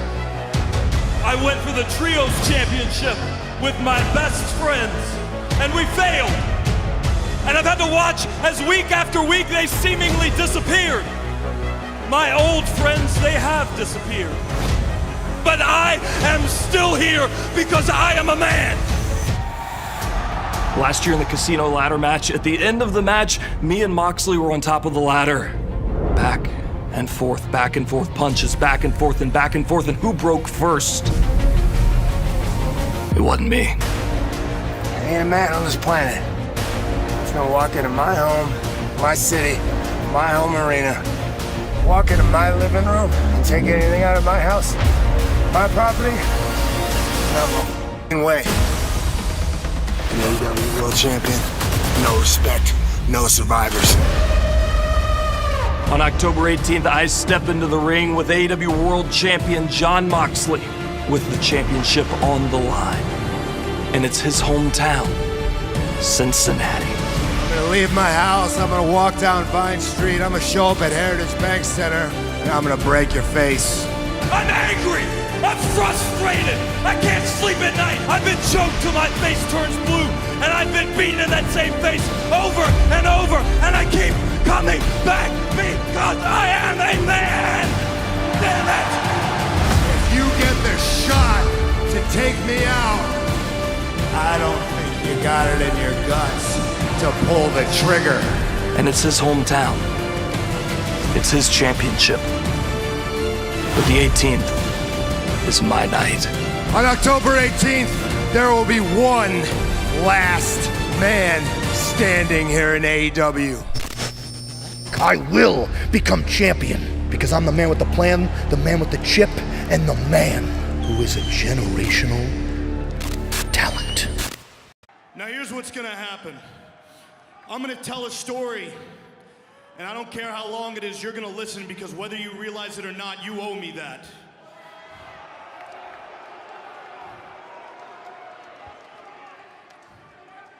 Cincinnati, bear with me.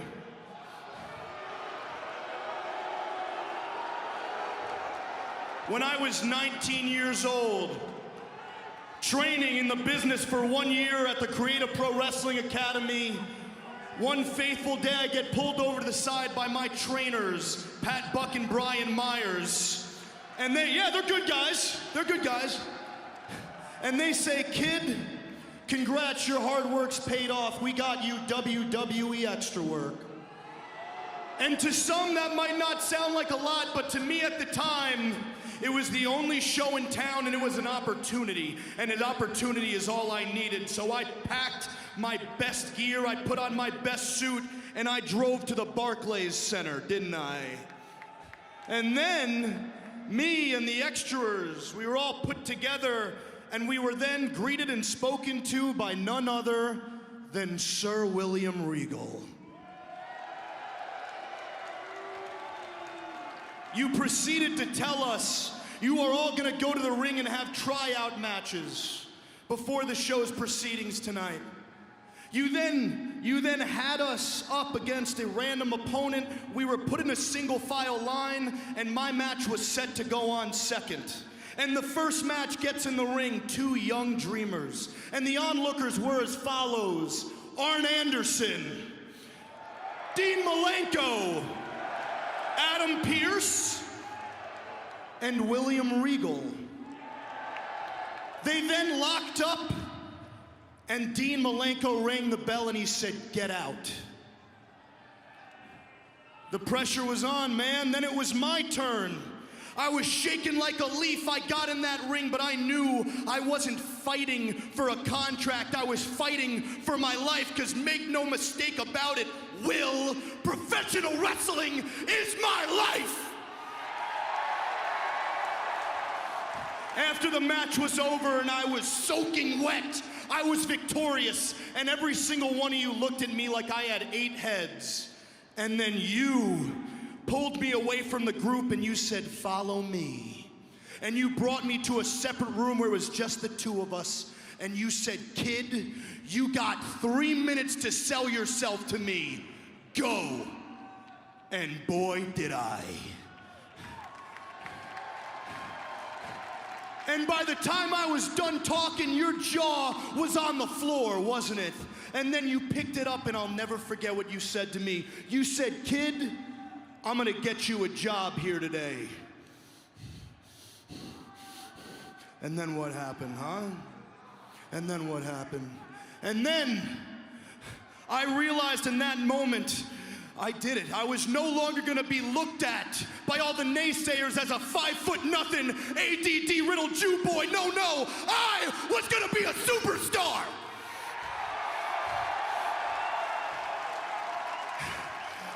I had done it. My dream was about to be accomplished. And then with a crooked grin, you said, how old are you, kid? And I said, 19 years old, sir. And you looked at me and you said, kid, I'm sorry, but you're much too young.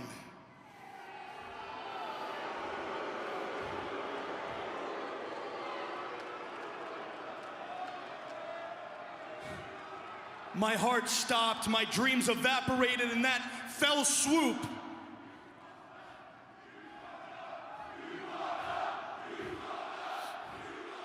And in that fell swoop, my heart stopped, but then you resuscitated me with your version of hope. You said to me, kid, I don't like to put my name on many people, but when I do, they get jobs here. The list is small, but the list is as follows: Claudio Castagnoli, Bryan Danielson, and Cincinnati's own Jon Moxley.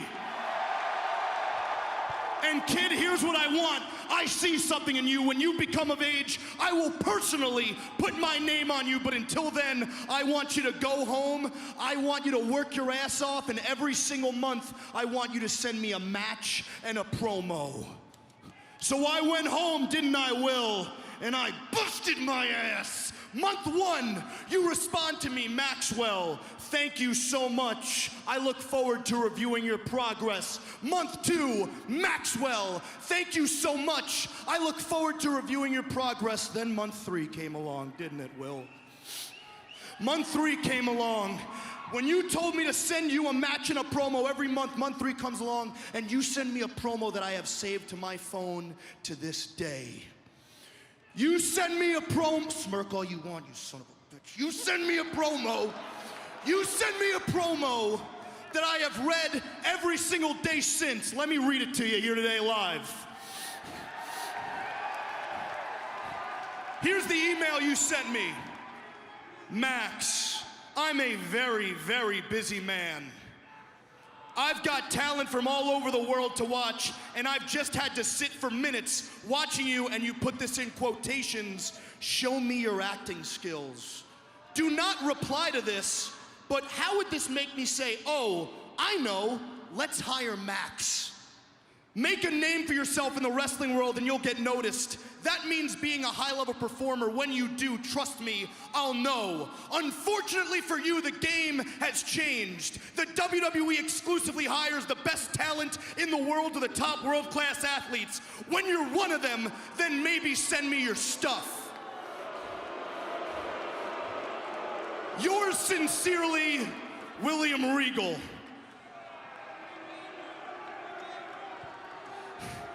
That's the email you sent to a 19-year-old kid, a child with a dream, and you squandered it!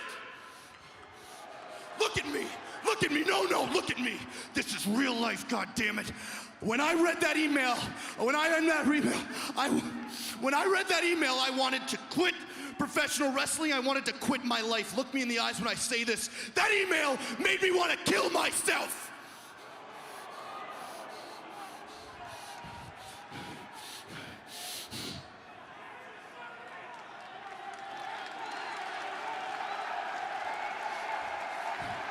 And then I realized that if I did, then you and all the naysayers would win, and I couldn't have that. Now could I, Will? No.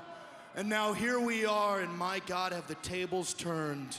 The year is 2022, and you are nothing more but a sad, withered old man who got fired.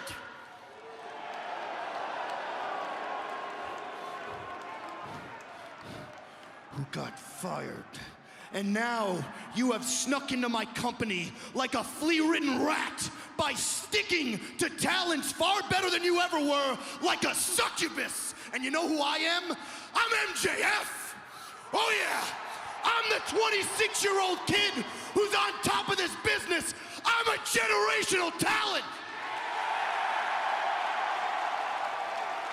And I'm also the man who your former employers now would be willing to take several human lives simply to get me to put pen to paper in the bidding war of 2024. I want you to look at me nice and good when I say this, Regal. I read that email every single day, but not to put a chip on my shoulder, no. I read that email whenever I need a good, hearty laugh. Because that's what you've become to me, Will. Nothing more than a joke. And you know who I'm about to become? The AEW champion of the world! Because my name is Maxwell Jacob Friedman, and I'm better than you, and you know it!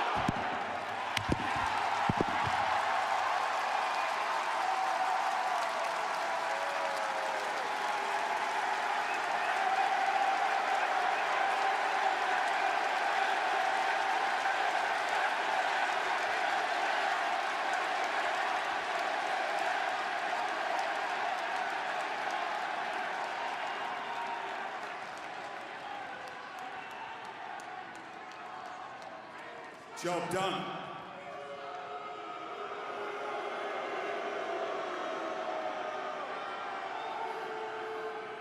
You mentioned being 19 and being a child. At 16, I left home and went to work on a carnival and was having to fight grown men to get into this industry. I wasn't trying to cast you aside, Max. I saw exactly in you what I'm seeing now, and it's making me happy. I saw somebody who was going to be a big, big star. I wanted to light a fire under your backside. One, because we live in a day and age where you can't have grown men smashing your face in when you're 16 and when you're 17 and when you're crying every single night that you go to bed and there's blood running out of every hole in your body and you want to quit, but you won't let yourself. Because at 17, I said, no, I will not quit. I will keep going because I am going to be a professional wrestler. And if a bloody email is what it took to get you to this place, and you've held on to that for 7 years, you've had it easy, sunshine. And that's exactly what you've had. You've had it easy because you mastered something that you seem to forget. We spent several times together where I told you, this is what you need to get good at, sunshine. You need to practice. Every time you brush your teeth, you need to stand and talk and practice and get so people take notice of you. When you pick up a microphone, I could see how incredibly talented you were then. I watched you against Young Wheeler the other week. I can see what an incredible talent you are. You're 26 years old. Before you were born, I was insulting Mr. Shivani. I was beating people up, but I would never lay a hand on him. I'm what they call an ODV. That's an ordinary, decent villain. Anybody that steps between these ropes, that's fair game. But you never put your hand on somebody like Mr. Shivani. I wanted you to be where you are. I knew you had it in you. The only problem is, you've let me down because you've took shortcuts. You you haven't done anything to prove anything to me yet. Just because you're getting paid here doesn't prove anything to me. Just because you're making lots of money, that still doesn't prove anything to me. You hire people to do your bad work for you. You wear a ring to knock people out. I didn't need a ring to knock people out. When I used these, it was because I just like hitting people with them. Max, don't take any shortcuts. You want to be a real bad guy, you want to be the devil, then make a name for yourself by doing it right. Beat everybody that stands in front of you, and I don't care what liberties you take with competitors. Just get to that place. But if you want to be the devil, show the world right now. Or are you going to just take another shortcut and so you can come out here and act like a victim and whine and cry?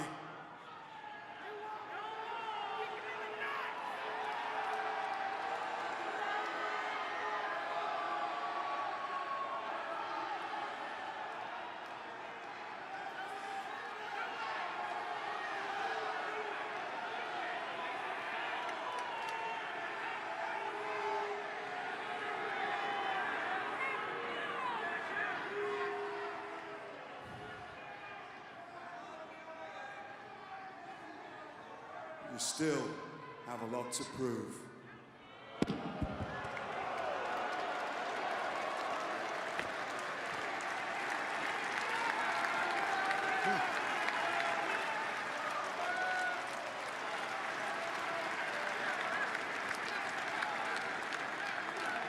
William Regal has just completely undermined MJF. I don't trust the thing that... Wait, now we're on the apron, and Moxley. Go, wait. Now Hangman. Trouble. Deadeye on the apron. Moxley spills to the floor. Who will leave Cincinnati as the AEW World Champion? Keep an eye on it in picture-in-picture. The AEW World Championship hangs in the balance here on Title Tuesday Dynamite as Hangman Page and Jon Moxley battling, jockeying for position on the top rope.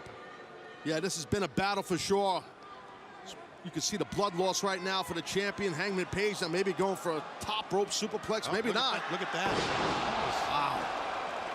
Fall-away slam right off the top. That's a tough landing here. Making a new champ here. Hangman, the legs are hooked, but Hangman slow to capitalize.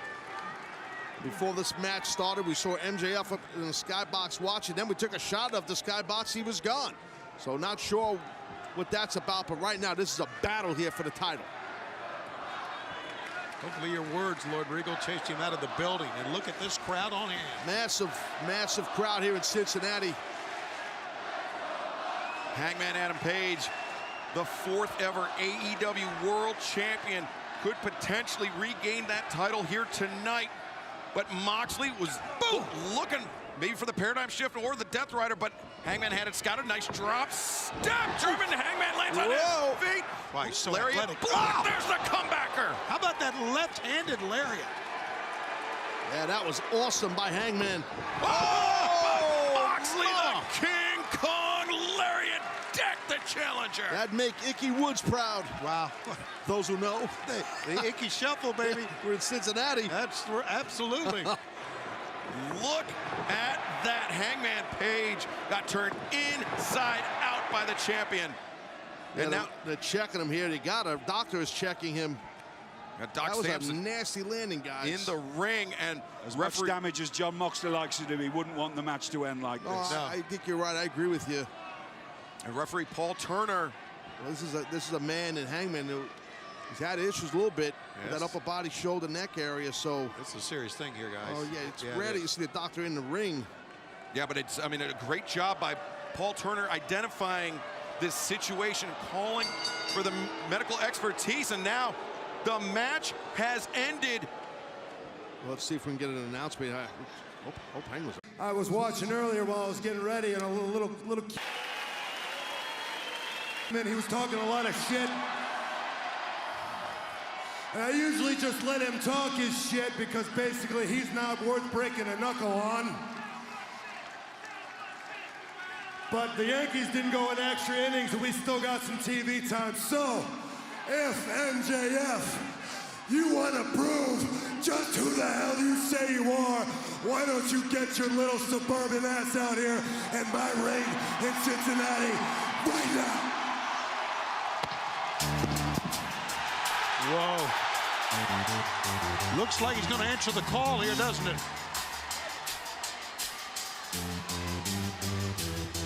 Let's see. Well, there he is. He's got the poker chip. He's got the ref. And the chip, you're right. We're going to have another match. Cash it in, dude. He can challenge for the AEW World Championship at any time. Is now the time for him. It looks like it is. He's bringing that referee. Look at Regal saying, what are you doing? He's still got his street clothes on. Well, he figures Mox is not 100%. Just went through this war, lost blood. Yeah, now would be a good, I would guess, now would be a good time. And for the opportunist is MJF, why not? Moxley battered and bloodied, but still the AEW World Champion, and he could be facing off with MJF right now. Title Tuesday, indeed. You know, MJF still fired up, still emotional. You can see it on his face based on what the... Look at that. But based on what he said, the stuff with Regal, that stuff was been in it for a long. Wait a minute. Hold on, let's listen. Wait, MJF just handed the chip. It's coming. Back, Jeff is. Give me a mic. You want to talk about me cutting corners? Nah. You want to talk about me being a man? These people know I'm a man. Here's what's gonna go down. I'm gonna cash that chip in, but when I do, I don't want you at 50%. I don't want you right after a match. I want you 110%. I don't want any excuses. I want to make sure that when I beat you clean, smack dab in the middle of the ring, that there's not a goddamn question that I'm better than you, and you know it. I'm cashing my chip in full gear. Wow. Because for the first time, look at me when I say this, Regal, you piece of shit. For the first time in my miserable life, I'm gonna earn it. Whoa. You know what? I guess Regal got in the head of MJF. I mean, what we heard earlier, that conversation in the ring. Yeah, MJF always one to cut a corner, always one to use underhanded tactics. But now we have our main event for Full Gear live on Saturday. Hold on. Guys, we can't even get a mic that works. The show's going downhill. I'm gonna tell you exactly what you're gonna earn. You're gonna earn the heel of my boot in your mouth. You're gonna earn your teeth rolling around in the inside of your mouth, going down your... You have earned my fist going directly up your ass. You have earned your esophagus, your throat, your larynx getting squeezed until your head turns purple and it pops off like a Pez dispenser. You have earned at Full Gear a date with destiny, a date that a lot of people don't even make it out of the ring standing, a date with Jon Moxley, a date with the best wrestler in the world, a date with the AEW World Champion. We're gonna find out exactly what you're made of, and I'm gonna make you an example and show the whole world that getting in the ring with me is dangerous as all hell. Saturday, November 19th, live on pay-per-view. We know our main event will be Jon Moxley versus MJF for the AEW World Champion. This is the Tidewater edition of the AEW Control Center. What's up, everyone? I'm Tony Schiavone. Tonight, AEW Dynamite returns to the Chartway Arena in Norfolk, Virginia. We take the air live tonight on TBS at 8/7 Central. For our fans in Norfolk, Hampton, Virginia Beach, Newport News, tickets available at AEWTIX.com. Tonight, the AEW World title will be on the line. as the champion Jon Moxley defends against Penta El Cero Miedo. This past Friday, while we were in Jacksonville for AEW Rampage, Jon Moxley arrived looking for competition. The challenge was quickly accepted. I should be celebrating. I should be at home in the winner's circle, eating an ice cream cone.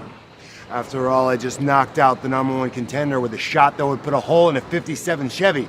But I'm not happy. I'm not satisfied. I came here to Jacksonville for the sole purpose of walking into the Khan's office and saying I want to pick up on Dynamite next week right where I left off.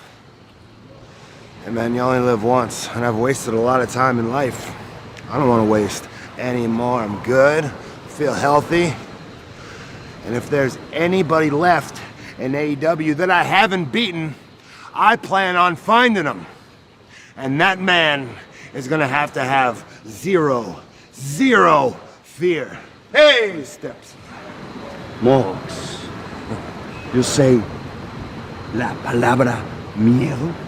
Fear? You know something? El único luchador en AEW que tiene cero miedo soy yo. Sé que eres un buen campeón, pero nunca te has enfrentado a un luchador como yo. ¿Qué piensas si el próximo miércoles en Dynamite, tú y yo, una lucha por tu campeonato? Penta says he heard the word fear, and the only wrestler in AEW who has zero fear is Penta. Now, he knows that you're a great champion, but you've never faced a man like Penta. So, what do you say next week on Dynamite, you go face-to-face with him for the AEW World Championship? And you know what? You are looking the next AEW champion. You don't think I speak Spanish? Listen, Maxwell.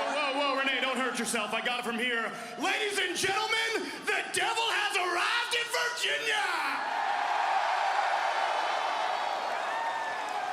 And I got one solitary question, Virginia. We got any devil worshippers in the house today? Now, Ravish and Renee, a beautiful woman, all the disgusting pores watching at home would love to lay. What do you got for me? MJF, tonight Jon Moxley is putting his AEW World Championship on the line against Penta. Should he retain, you will be facing Jon for the title at Full Gear. How do you feel ahead of a match that monumental? How do I feel about wrestling Jon Moxley? Do you mind if I borrow this real quick? You guys mean this guy?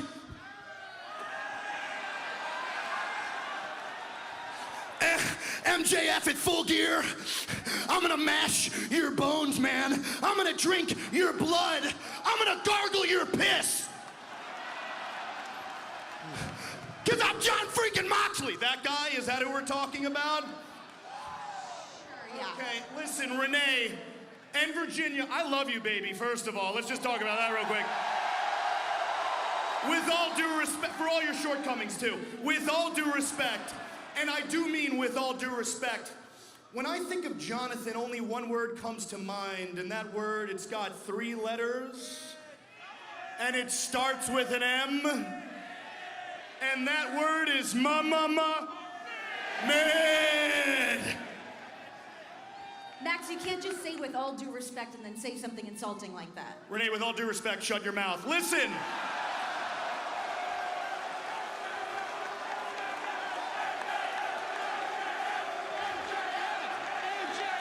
Last week, when I said I was gonna earn it, I meant every single word.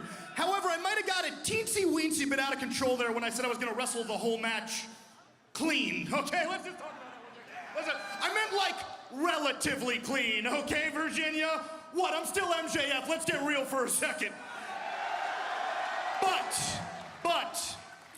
there was one thing that really got under my skin, and it was when that disgusting, flea-infested elderly rat, William Regal, decided, yeah, he does suck, decided to tell me to tell me that he didn't use his brass knuckles because he needed to, he used them because he wanted to. Alluding to the fact, Virginia, that I can't beat his boy Jon Moxley without my Dynamite Diamond ring. What do you guys think of that, huh? Yeah, I think it's bold too, so you know what? I'm gonna make a promise here tonight for one night and one night only at Full Gear when I go for the grandest prize of them all. I promise I will not use my Dynamite Diamond ring. Because, Will, I don't need it. The only thing I've ever needed to be a success in my life is a grudge, and trust me, I'm chock full of them. See, I've taken every grudge, Virginia, and I've mashed it down into a chip, and I have put it directly on my shoulder. And come November 19th in my backyard, the metropolitan area, Newark, New Jersey, I ain't fighting Regal, I ain't fighting Moxley, I ain't fighting Penta, no, I am fighting every single sorry scumbag who ever told me I wasn't good enough. And I am going to take this heavy chip off my shoulder and shove it down each and every single one of their throats when I become your new AEW Champion of the World.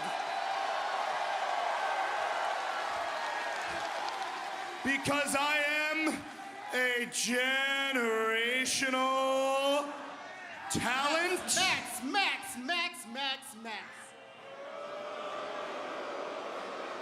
I get it. You want Jon Moxley at 100% at Full Gear, and trust me when I say, we won't lay a hand on that man, right?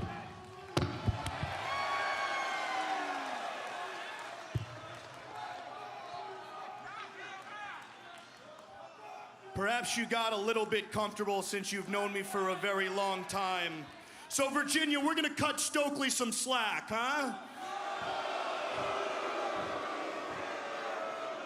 If Jon Moxley gets past Pentagon tonight in the main event at Full Gear, I need him 110%. So him and Regal and all his weirdo fanboys got no excuses when I beat him in that ring. So you don't go near him, you don't lay a hand on him, hell, you don't even look at him. Or you're fired.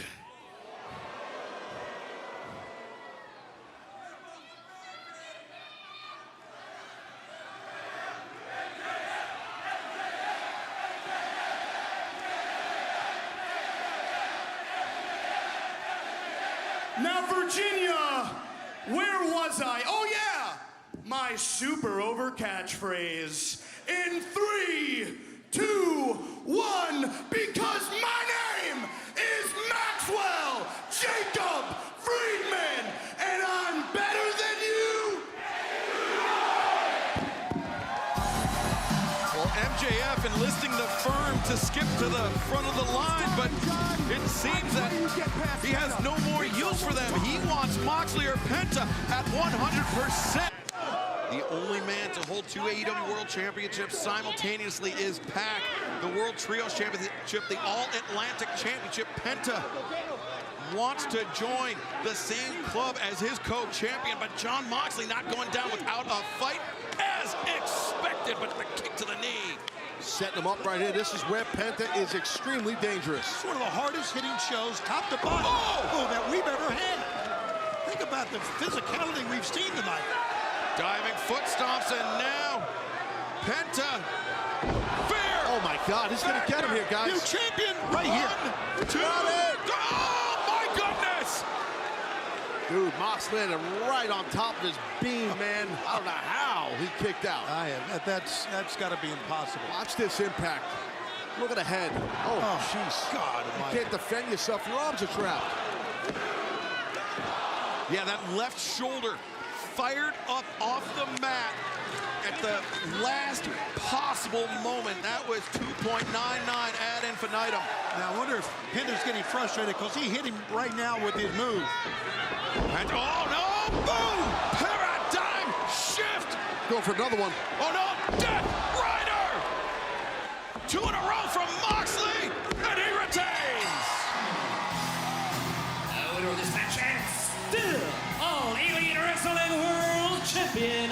John Moxley. It's a hell of a match there. Yeah, sometimes you win, sometimes you earn.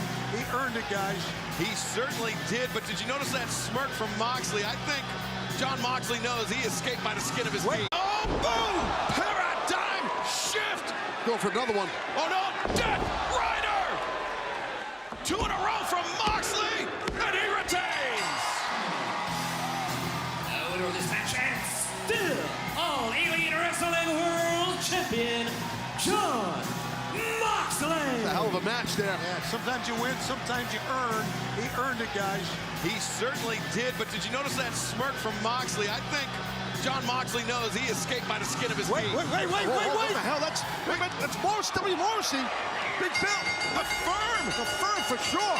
The Firm has hit the ring, and now Ethan Page is in there. There you see Lee Moriarty. And the Guns. I mean, this is after MJF told Stokely Hathaway, stay away.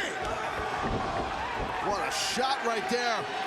Mox, after this brutal battle with Penta, getting attacked here by the Firm. And that's Lee Moore. Well, there's Stokely. Yeah, Stokely's coming out. Well, look at the face of Stokely that time. Almost defiant and doing Max said. W. Morrissey just raining down right hands on the head of the AEW World Champion. Hey, this Morrissey, man, look at the size of this man. I can never get over how big he is. Here comes some help out here. Yeah, we need some help. I can tell you that because it is basically, what, 7-on-1. All right. Hold on. Wait. You hearing this, guys? Yeah, we got something going on in the back. Alex Marvez. The BCC locker room. No one can get in. No one can get out. Obviously, the door has been changed shut. I gotta get some bull cutters. The Blackpool Combat Club, they had said that they have to discuss all the things going on, but they're trapped in that. They're locked in their own room. So they cannot help John Moxley at all. And now the Firm just free to run roughshod all over the AEW World Champion. He is at their mercy with nobody to help out. We heard MJF earlier say to Stokely emphatically, you know, I don't know what's going on here, guys, but Mox is about to get worn out here. And now Austin Gunn with the chair in hand. Oh, Moxley! He's a fighter. But Ethan Page! The numbers are too great here, guys. Absolutely, it's way too great. And nobody to help him. This is horrible. And remember, MJF used the Firm to take the shortcut to the top. How's MJF here? Hold on, look. What's he? He's conflicted. You can see his face. He's got Moxley. He's got Moxley coming up in full gear. He wants to help, and he don't want to help. What's he going to do here? Well, he's walking back. Moxley's all alone. And now just leaving John Moxley to the Firm. Well, you know what? Hey, I kind of don't blame him. Yeah. What are you going to do? What are you going to do? Hey, hold on. Wait a minute. Here he comes. MJF charging in. Oh, he's coming in hard here. He's getting these guys all off of Mox. He said you heard him before. He just said to Stokely, you're fired. He did fire him, right? MJF had the Firm on retainer. And he told them not to touch John Moxley. 6. Oh, God. Ethan Page blocked him. Nailed MJF. Holy cow, that came out of nowhere. And you talk about how dangerous W. Morrissey is. Ethan Page as well, just vicious. Especially with that Taekwondo background, with that kick. Even Stokely's getting in on wearing out the former guy they worked for in MJF. So much for that retainer. You fire the Firm, and they're going to take their revenge. They are just beating the hell out of MJF out of nowhere. First they beat up Mox. They are completely out of control. They should be fined for this. They should be maybe suspended for all of this. I think this is just beginning, Shivani. Look at that grin on Ethan Page's face. All ego. Ethan Page now has MJF up. Here goes Edge. For the Eagles Edge. MJF just sent crashing to the mat. That was a sickening thud right there. Good Lord. What a statement made by the Firm here tonight. Not only an assault on the AEW World Champion John Moxley, but an assault on the man that will face Moxley on Saturday, November 19th at Full Gear. They are just tossing around MJF like he's garbage. We had security come out to try to help. They couldn't help out. The Blackpool Combat Club. I think W. Morrissey is fixing to do something real bad. Watch came off, and you can see the look in that man's eyes. Morrissey. Now, MJF trying to fight out there, but Kid's fighting, man. the number's just too great for MJF. It's just, it's definitely too many men. Mox was worn out. He's damn near not even around. He's hurt so bad. Cleared off the timekeeper's table. And Morrissey with the grip around the throat of MJF. MJF fighting to the very end here, guys. Look at this.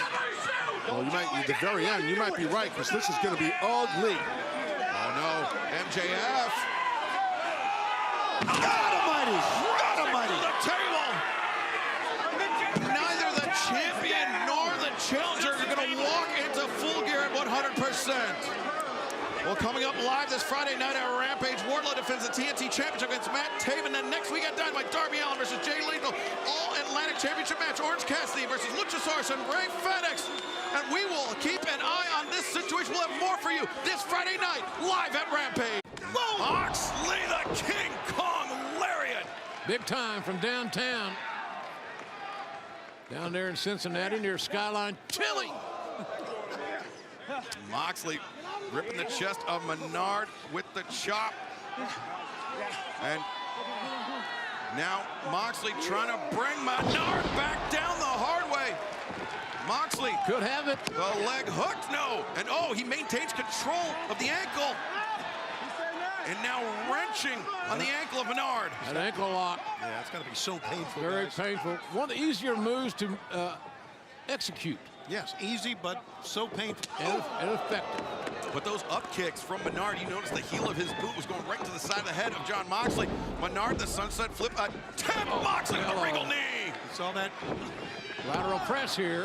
Going for the cover. Got a near fall to John Moxley. But you notice Moxley was already positioning his hands to interlock with Menard, anticipating that kick out and readying himself for these stomps to the side of the head. The only thing Menard can do is turn his head. There's another cutter. Turn your back. Turn around. That's the money right there, and it's just two guys against one. The rig Look out here. and the trunks, but still Moxley able to kick out. I'll say this, the opportunity came, and Menard tried to capitalize. I'm very impressed with Matt Menard. The cover again, Moxley in serious trouble here. Well, we were seeing what you were talking about earlier in almost a handicap match for John Moxley. He had the advantage, but then after the cutter on Parker, turned his back to his opponent, and you see the advantage now Menard has. He may be trying to do turnabout as fair play on John Moxley. This great crowd at the Mohegan Sun Arena in support of John Moxley, but Matt Menard, a sports entertainer, he's not used to delivering these downward kicks, but look at Moxley. Moxley transitions. Nice transition by Moxley, looking for a submission victory here, and he got it. Moxley got the submission. Winner of this match by submission, the AEW World Champion, John Moxley. Beautiful transition by Moxley into the rear naked sleeper. Moxley's like the Lou Gehrig of AEW, Excalibur. Cut that awful theme music. Now what is this? Of course, John Stokely Hathaway. I know you're pissed. I know you're pissed to the highest level of pistivity after what we did to you on Dynamite. And I know you want to beat my ass, but guess what, Mox? You ain't gonna do nothing. You ain't gonna do Nathan. But if you want to fight a member of the firm, how about next week on Dynamite, you go one-on-one with Tiger Style Lee Moriarty. And if you want to see what he's capable of, we made something for you, because I know you've been hit in the head so many damn times, and we recognize that you are a special type of visual learner. I knocked out Willa Yuta to create a moment for myself. Now that I'm in the firm, there's no more sitting on the bench waiting for my number to be called. I'm snatching that ball and taking my shot. Tiger Style Lee Moriarty's been a star. And now that y'all on my time, y'all gonna watch me shine. If you don't know what Tiger Style is knocking your mans out and smacking those yams. My name is Lee Moriarty, and this is Tiger Style. Interesting. You know Moxley's not going to turn down a challenge. Or a fight. Or a fight. He just can't get enough. Moxley Come on, tough guy. may not have to wait long to get his hands on a member of the firm.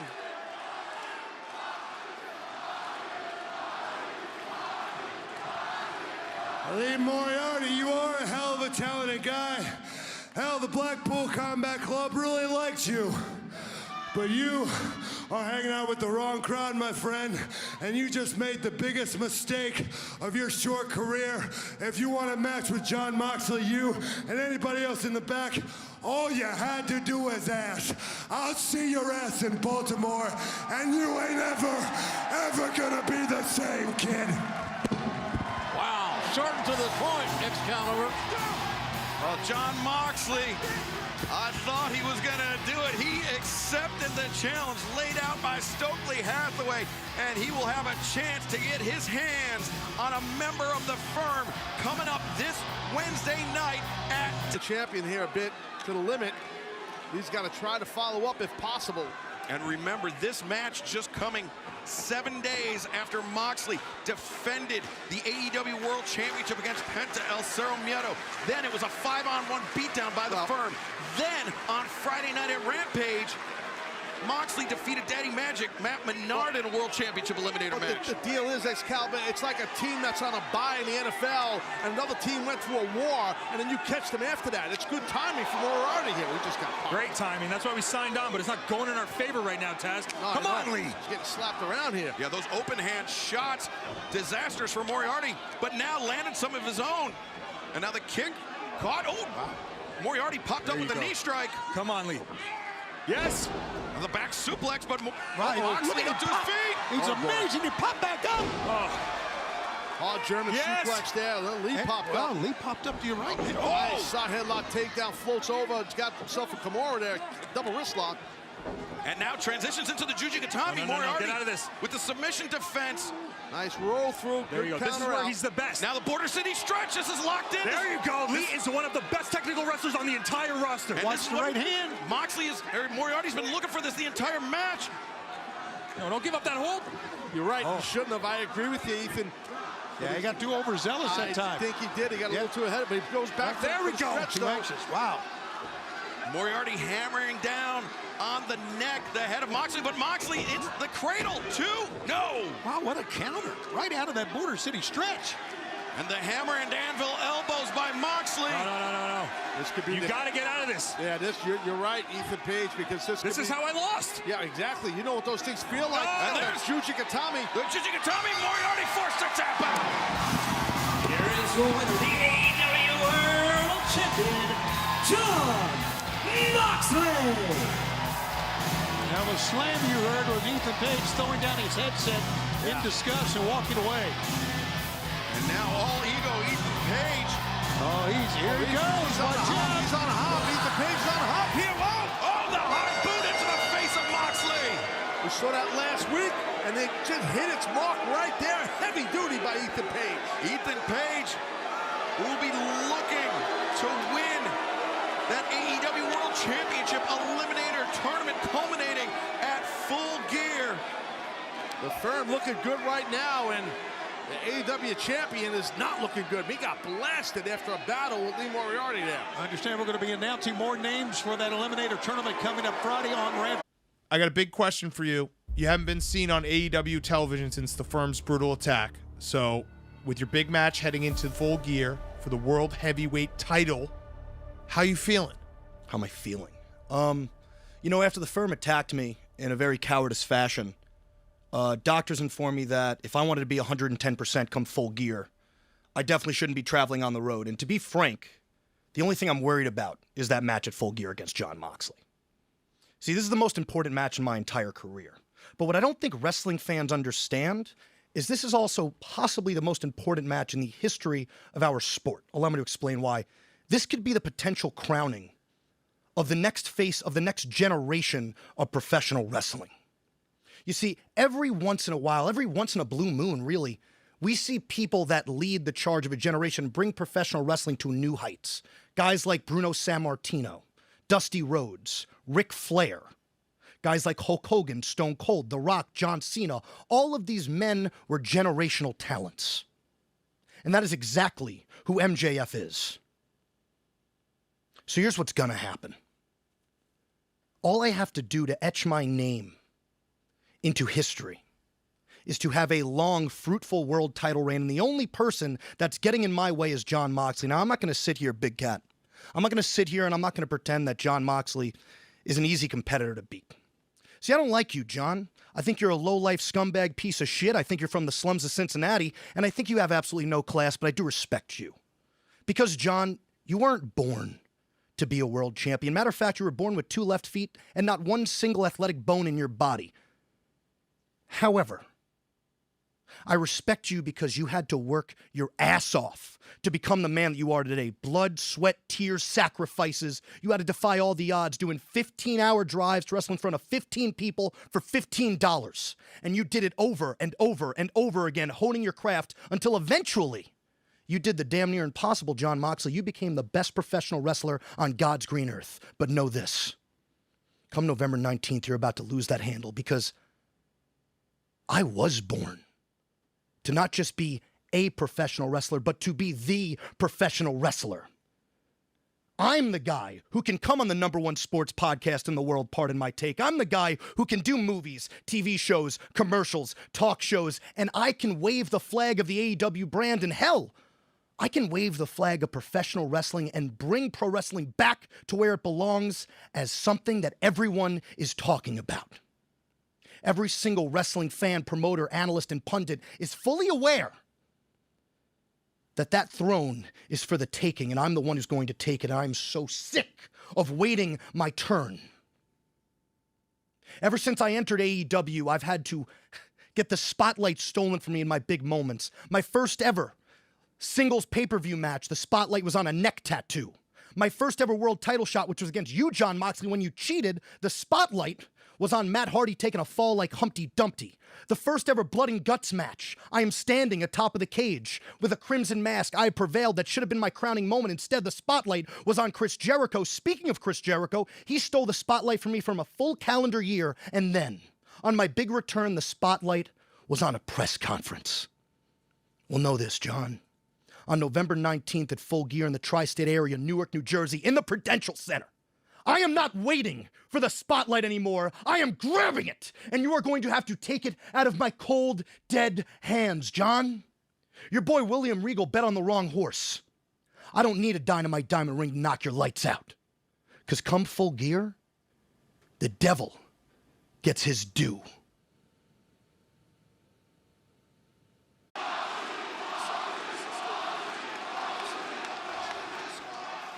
Sir William Regal, how old was I when we first met? 25, 26, something like that? Back then I was young and full of piss and vinegar. I didn't have crippling arthritis yet. I could move around pretty good. I really thought I knew it all. I really thought I had it all figured out, and I loved to talk trash. As you remember, I kept running my mouth over and over. I wanted to be just like you, feared and respected. I wanted to be a real top guy in professional wrestling. So to prove myself to you, to get my respect, I tried to pick a fight with you. And that did not go well. That did not go well at all. You tortured me. You physically tortured me, brutalized me, kicked the hell out of me. And it pissed me off because I found out exactly where I was on the food chain. And it drove me to work harder and train harder and to grow and evolve and one day come back and get my revenge. And when I got another shot at you, I made it count. If you remember, I knocked you out with a knee to the face and ripped your ear off the side of your head. You do remember that. And you told me then, as you finally took me under your wing, you said, and now the real work begins.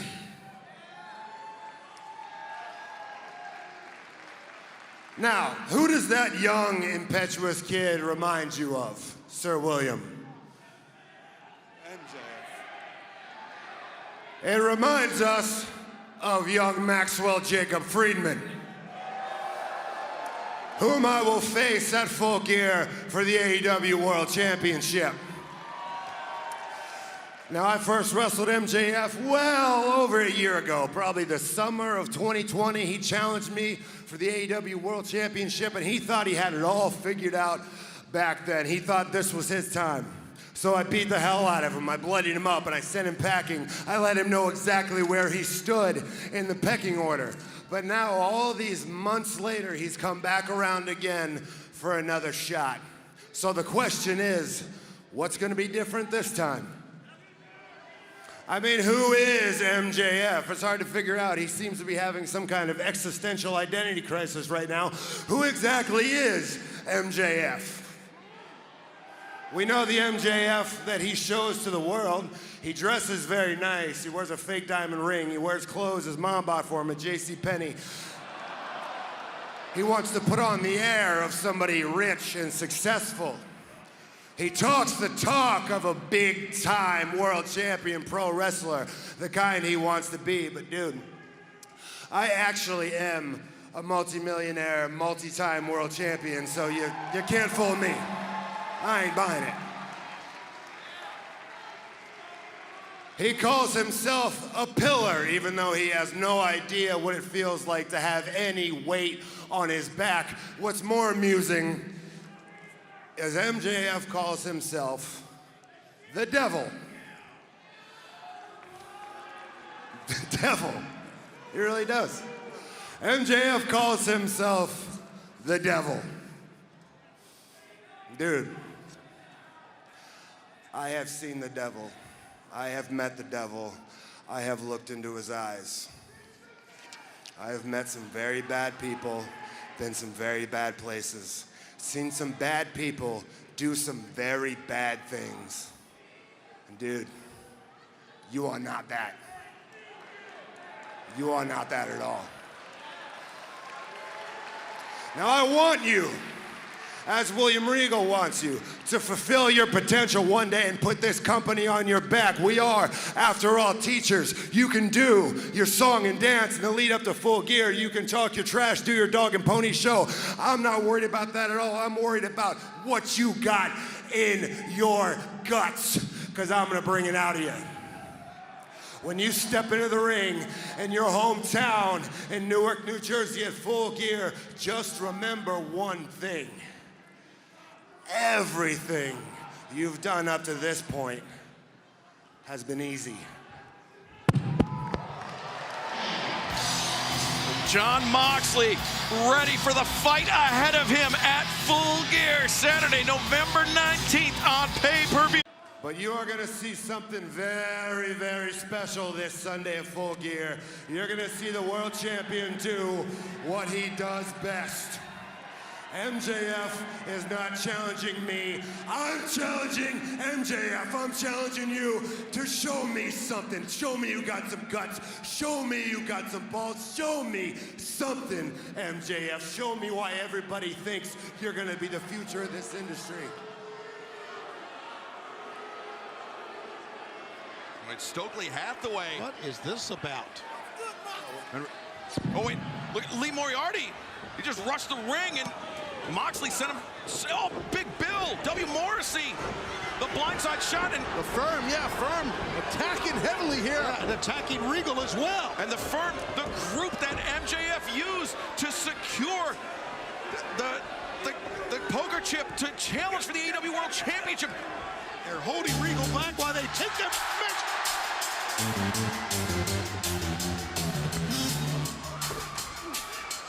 And MJF has it. Well, there he is. That's MJF. It looks like he's ready to go. And the last time we saw him, he was laid out by the Firm, and now he's laying out the Firm. Drop the guns right there. And Lee Moriarty gets taken down. Now MJF inside the ring. Morrissey grabs him by the throat, but the low blow by MJF. And Ethan Page. Oh, he kicked his partner. And a low blow for Ethan Page and a big left hand. MJF just cleared the field. MJF improbably coming to the aid of his opponent on Saturday. I'd get the hell Hartford, Connecticut before I firmly take my boot and shove it up your ass.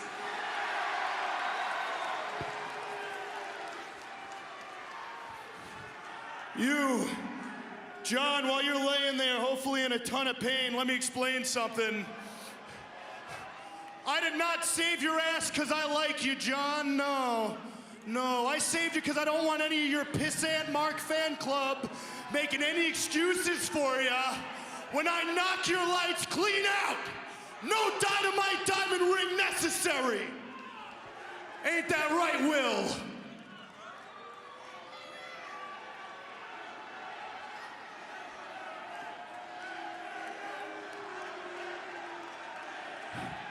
When I got in this business, my ultimate goal was to become the best wrestler in the world.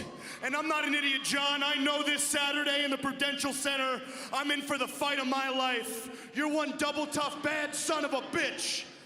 But know this, I ain't the same kid I was the first time we fought for that piece of gold. You see, this time, you can dump me on my head as many times as you want.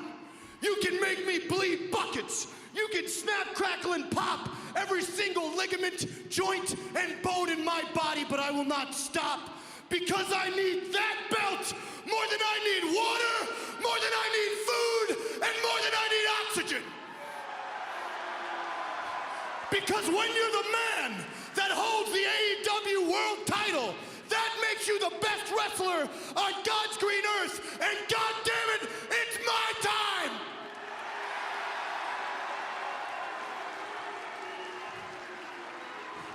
Now, I heard you, John. I heard you last week when you said I'm not the devil. That's classic.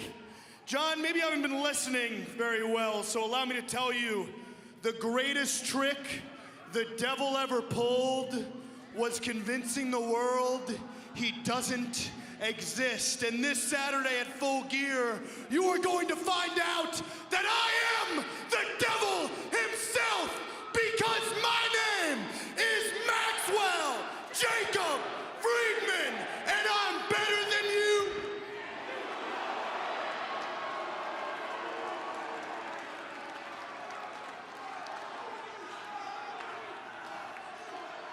You know, I never really saw what the big deal is with you anyway. But this weekend at Full Gear, we're gonna find out. If you got it in here, if you can't find it in yourself, I will reach in and pull it out of you, because that's my job. This Sunday, show on Saturday or Sunday? Saturday. Full Gear, the training wheels come off.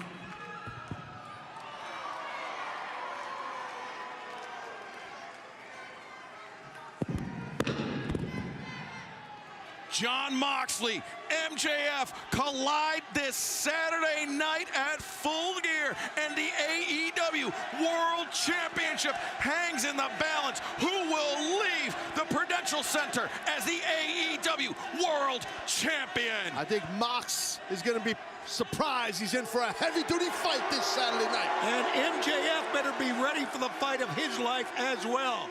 And look at Regal. The final stop before Full Gear comes your way live this Friday night. Rampage, 10/9 Central on TNT. And immediately following Rampage,